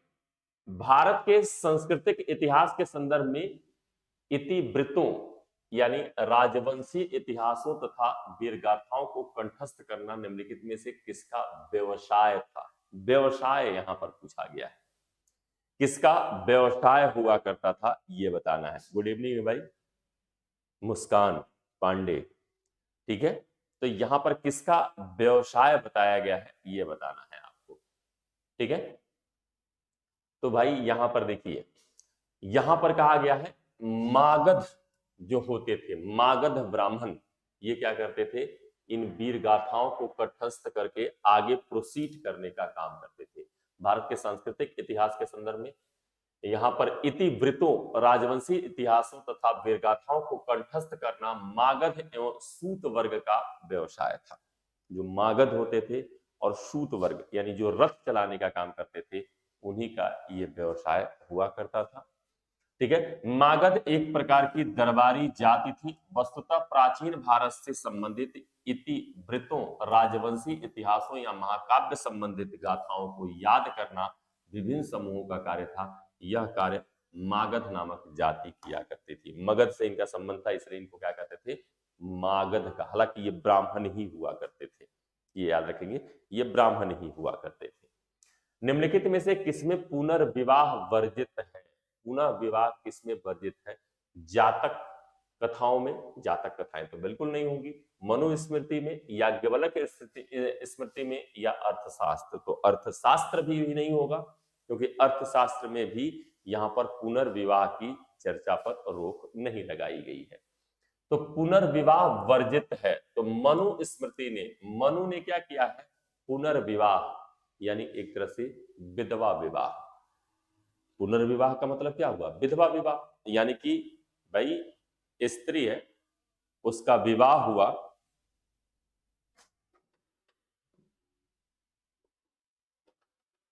स्त्री है, उसका विवाह हुआ, और विवाह होने के बाद जब हस्बैंड की डेथ हो गई, तभी तो वो पुनर्विवाह करेगी। ऐसे कंडीशन में होता था। तो पुनर्विवाह मनुस्मृति, मनुस्मृति में पुनर्विवाह वर्जित है। मनुस्मृति के 38वें खंड में यह उल्लेख मिलता है कि वह व्यक्ति जिसकी पत्नी मर गई हो पुनर्विवाह कर सकता है, किंतु विधवा को पुनर्विवाह की अनुमति नहीं है। मनुस्मृति में ही विदेशियों को ब्रात्य क्षत्रिय कहा गया है। जैसा कि हमने पहले बताया आप लोग को, पुरुष, यानी पुरुष को क्या कहते हैं? जिस पुरुष की पत्नी मर गई हो वो विधुर कहलाता है। विधुर को पुनर्विवाह करने का अधिकार तो मनुस्मृति देता है, लेकिन विधवा को पुनर्विवाह की अनुमति नहीं देता है, बिल्कुल याद रखेंगे। अगला देखते हैं, मौर्य काल में शिक्षा का सर्वाधिक प्रसिद्ध केंद्र था। मौर्य काल में शिक्षा का सबसे प्रसिद्ध केंद्र कौन था? मौर्य काल के पूछा गया है तो भाई एक ही होगा, तक्षशिला। क्योंकि नालंदा कब हो जाएगा? नालंदा आपका गुप्त काल में हो जाएगा। गुप्त प्लस गुप्तोत्तर, गुप्तोत्तर काल में नालंदा आपका, और इस समय तक्षशिला। मौर्य काल में शिक्षा का प्रसिद्ध केंद्र तक्षशिला था। भारतीय इतिहास में तक्षशिला नगरी विद्या और शिक्षा के महान केंद्र के रूप में प्रतिष्ठित थी। हिंदू और बौद्ध दोनों के लिए महत्वपूर्ण था। इस विश्वविद्यालय के आचार्य चंद्रगुप्त मौर्य के गुरु चाणक्य थे। तेलपन तथा सुलीम नामक जातक में तक्षशिला को काशी से 2000 कोस दूर बताया गया है। बौद्ध काल के कौशल नरेश प्रसेनजीत कुशीनगर के बंधु महल, वैशाली के महाली तथा मगध के प्रसिद्ध राजवैद्य जीवक इस प्रसिद्ध विश्वविद्यालय के यहाँ पे छात्र रहे थे। जनक ने भी यहाँ से शिक्षा ग्रहण की थी, याद रखेंगे। निम्नलिखित में से किस स्रोत में उल्लेखित है कि प्राचीन भारत में दास्तां नहीं थी? किस स्रोत में उल्लेखित है कि प्राचीन भारत में दास्तां नहीं थी? अर्थशास्त्र में, मुद्रा राक्षस में, मेगास्थनीज की इंडिका में, वायु पुराण में? तो जाहिर सी बात है मेगास्थनीज की इंडिका में। मेगास्थनीज की इंडिका में लिखा गया है कि भारत में दास नहीं थे। हालांकि कौटिल्य के अर्थशास्त्र में 9 प्रकार के दासों की चर्चा है। 9 प्रकार के दासों की चर्चा है, दासों की चर्चा की गई है, याद रखेंगे। जबकि मेगास्थनीज के इंडिया में लिखा गया है कि भारत में दास नहीं थी। ऐसा माना जाता है कि संभवतः मेगास्थनीज भारत में दास प्रथा तो थी, ये कंफर्म है, लेकिन ऐसा माना जाता है मेगास्थनीज ने जो अपने यहाँ जहां से वो आया था वहां जो स्लैवरी सिस्टम देखा, दास व्यवस्था देखा, और भारत में जो दास व्यवस्था देखा, दोनों में अंतर था। इसलिए वो कहा जाता है, कहता है कि भारत में दास नहीं थी, भारत में दास व्यवस्था थी, लेकिन ठीक है, जिस क्षेत्र से आया था वहां पे दासों के साथ अमानवीय व्यवहार होता था, जबकि भारत में दासों के साथ मानवीय व्यवहार होने के कारण यह लिखता है कि भारत में दास व्यवस्था नहीं थी। ठीक है, अगला देख लेते हैं। मौर्यकालीन शासकों ने धार्मिक आधार पर भू अनुदान दिया था। कारण था भू अनुदान के विरुद्ध किसानों ने विद्रोह किया। ठीक है, तो यहां पर आपको बताना है क्या होगा इसका सही जवाब। तो भाई यहां पर देखिए, मौर्यकालीन शासकों ने धार्मिक आधार पर भू अनुदान दिया, नहीं दिया था, बिल्कुल करेक्ट है। कहीं से भी हम लोग को इस बात का उल्लेख नहीं मिलता है कि धार्मिक आधार पर भूदान दिया गया।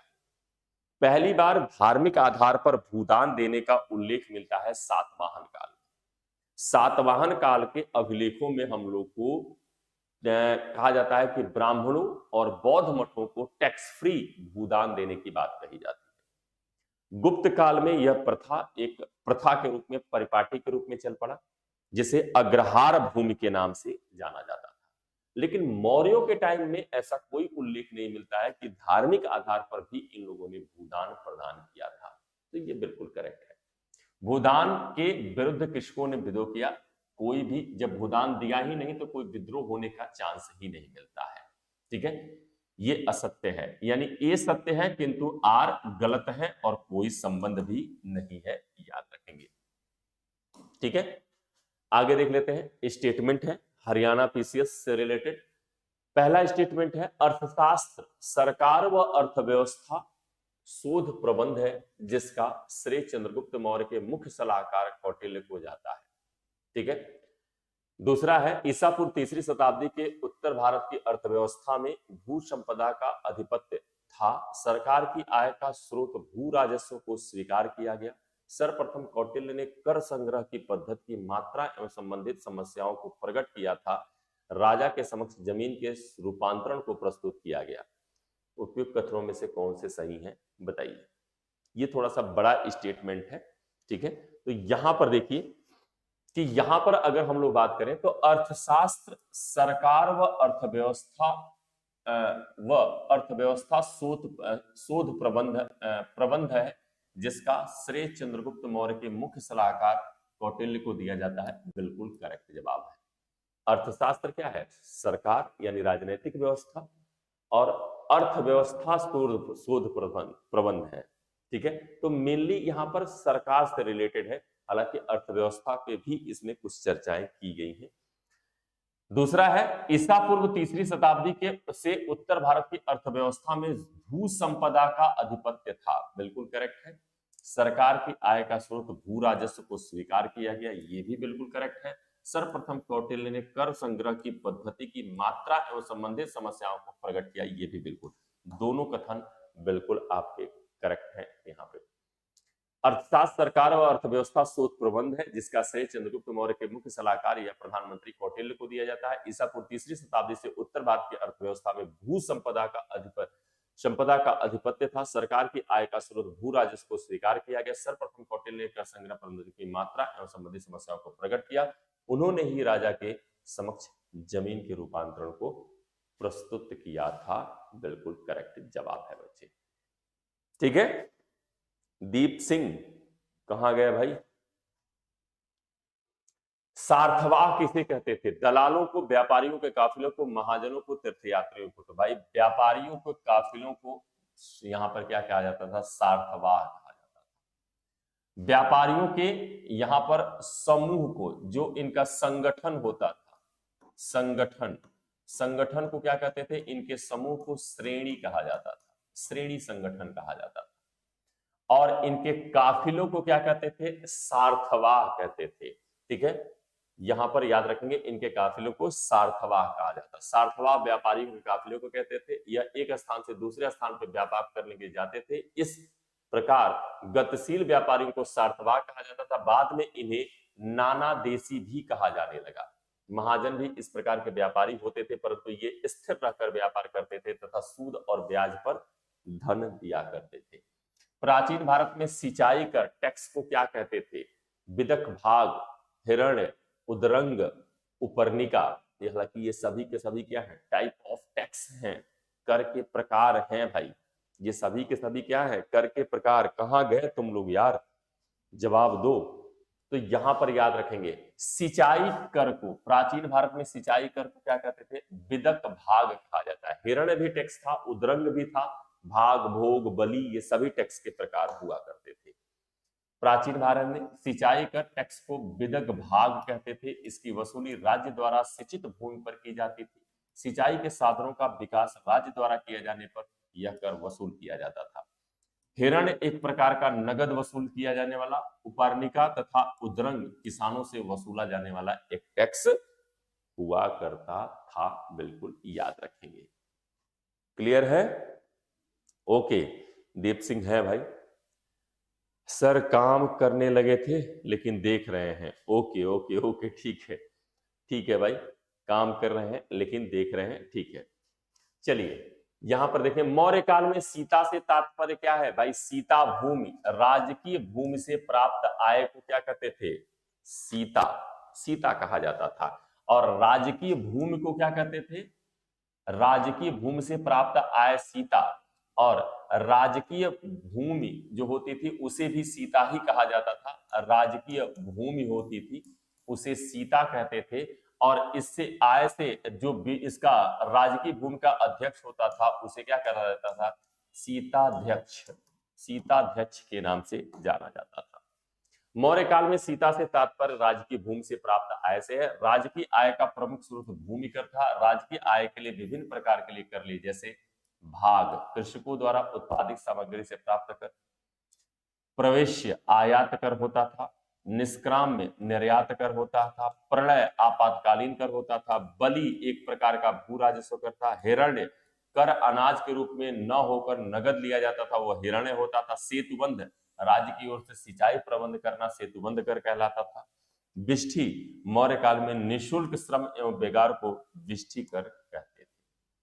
मौर्य काल में प्रणयम था आपातकालीन कर, प्रेम विवाह, भूमि अनुदान या भूमि कर।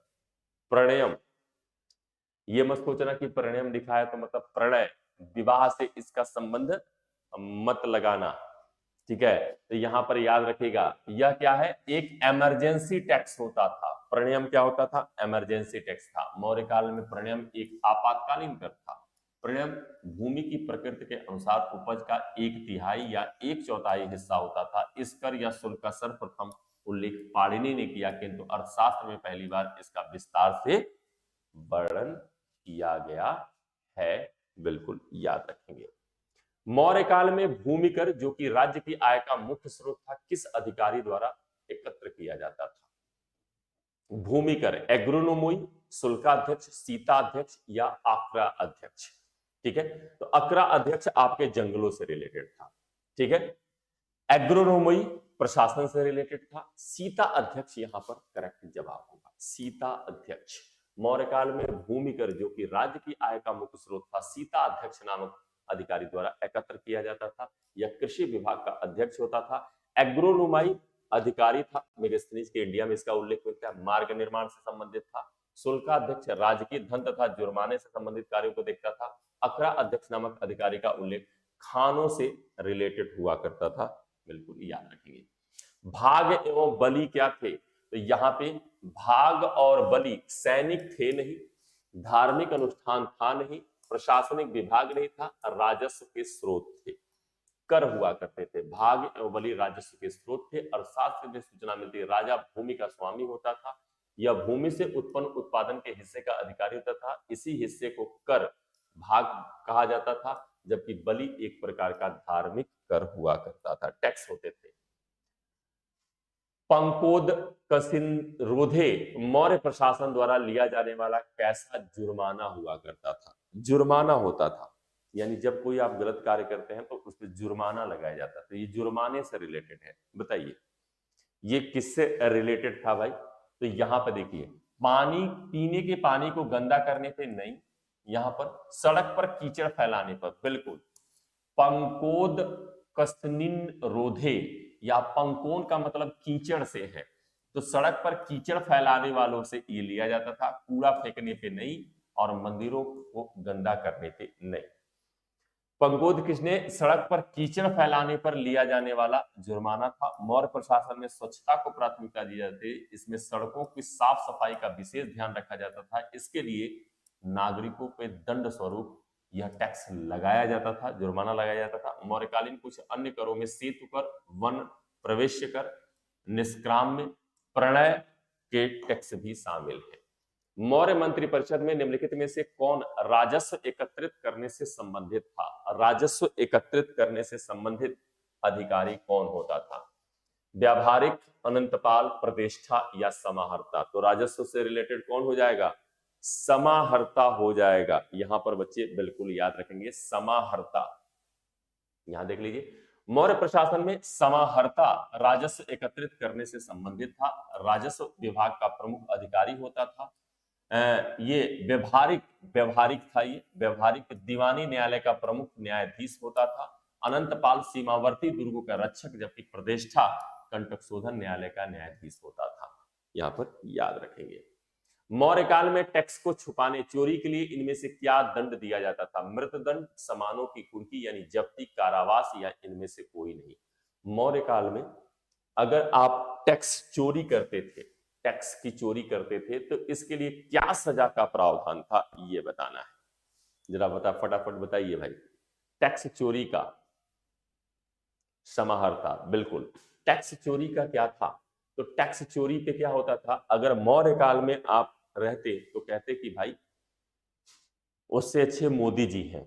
क्यों? कम से कम यहां पर फांसी की सजा तो नहीं है, मृत्युदंड। टैक्स चोरी की सजा क्या होती थी? मृत्युदंड। मौर्य काल में टैक्स को छुपाने के पे मृत्युदंड दिया जाता था। कौटिल्य के अर्थशास्त्र में कहा जाता है कि करों का चोरी को क्या होना चाहिए? मृत्युदंड दिया जाना चाहिए। क्योंकि मौर्यकालीन जो न्यायिक व्यवस्था है ना, वो रिजिड थी, कठोर थी, याद रखेंगे। वो बहुत ज्यादा कठोर मिलती है। कौटिल्य का अर्थशास्त्र मौर्यकालीन प्रशासन के तथा आर्थिक स्थिति का वर्णन करता है। कौटिल्य के अर्थशास्त्र में राजस्व प्रशासन का विस्तार से वर्णन है। विश्व प्रसिद्ध पर्यटन स्थल सांची का प्राचीन नाम यह भी था। तो प्राचीन नाम सांची का, तो यहां पर याद रखिएगा ककड़ाम दिया गया है ना, ककड़ाम होगा, यानी इसे ककड़ाम कहते हैं या काकना द बोट कहा जाता है। द बोट, बोट नहीं बोट, काकना द बोट या ककड़ाम के नाम से जाना जाता है सांची, जो आपका मध्य प्रदेश में स्थित है। बिल्कुल याद रखेंगे। ये एमपीपीसीएस 2020 में पूछा गया क्वेश्चन है। ठीक है, इसको क्या कहते थे? काकना द बोट या ककड़ाम कहते थे। विश्व प्रसिद्ध पर्यटक स्थल सांची का प्राचीन नाम ककड़ाम भी था। प्राचीन काल में इसे अन्य नामों से भी जाना जाता है, जैसे काकना द बोट, मैंने कहा, ककनावा, ककनाया, ककनवा एवं बोटा श्री पर्वत। सांची एक बौद्ध मठ है जो मध्य प्रदेश के रायसेन जिले में स्थित एक है।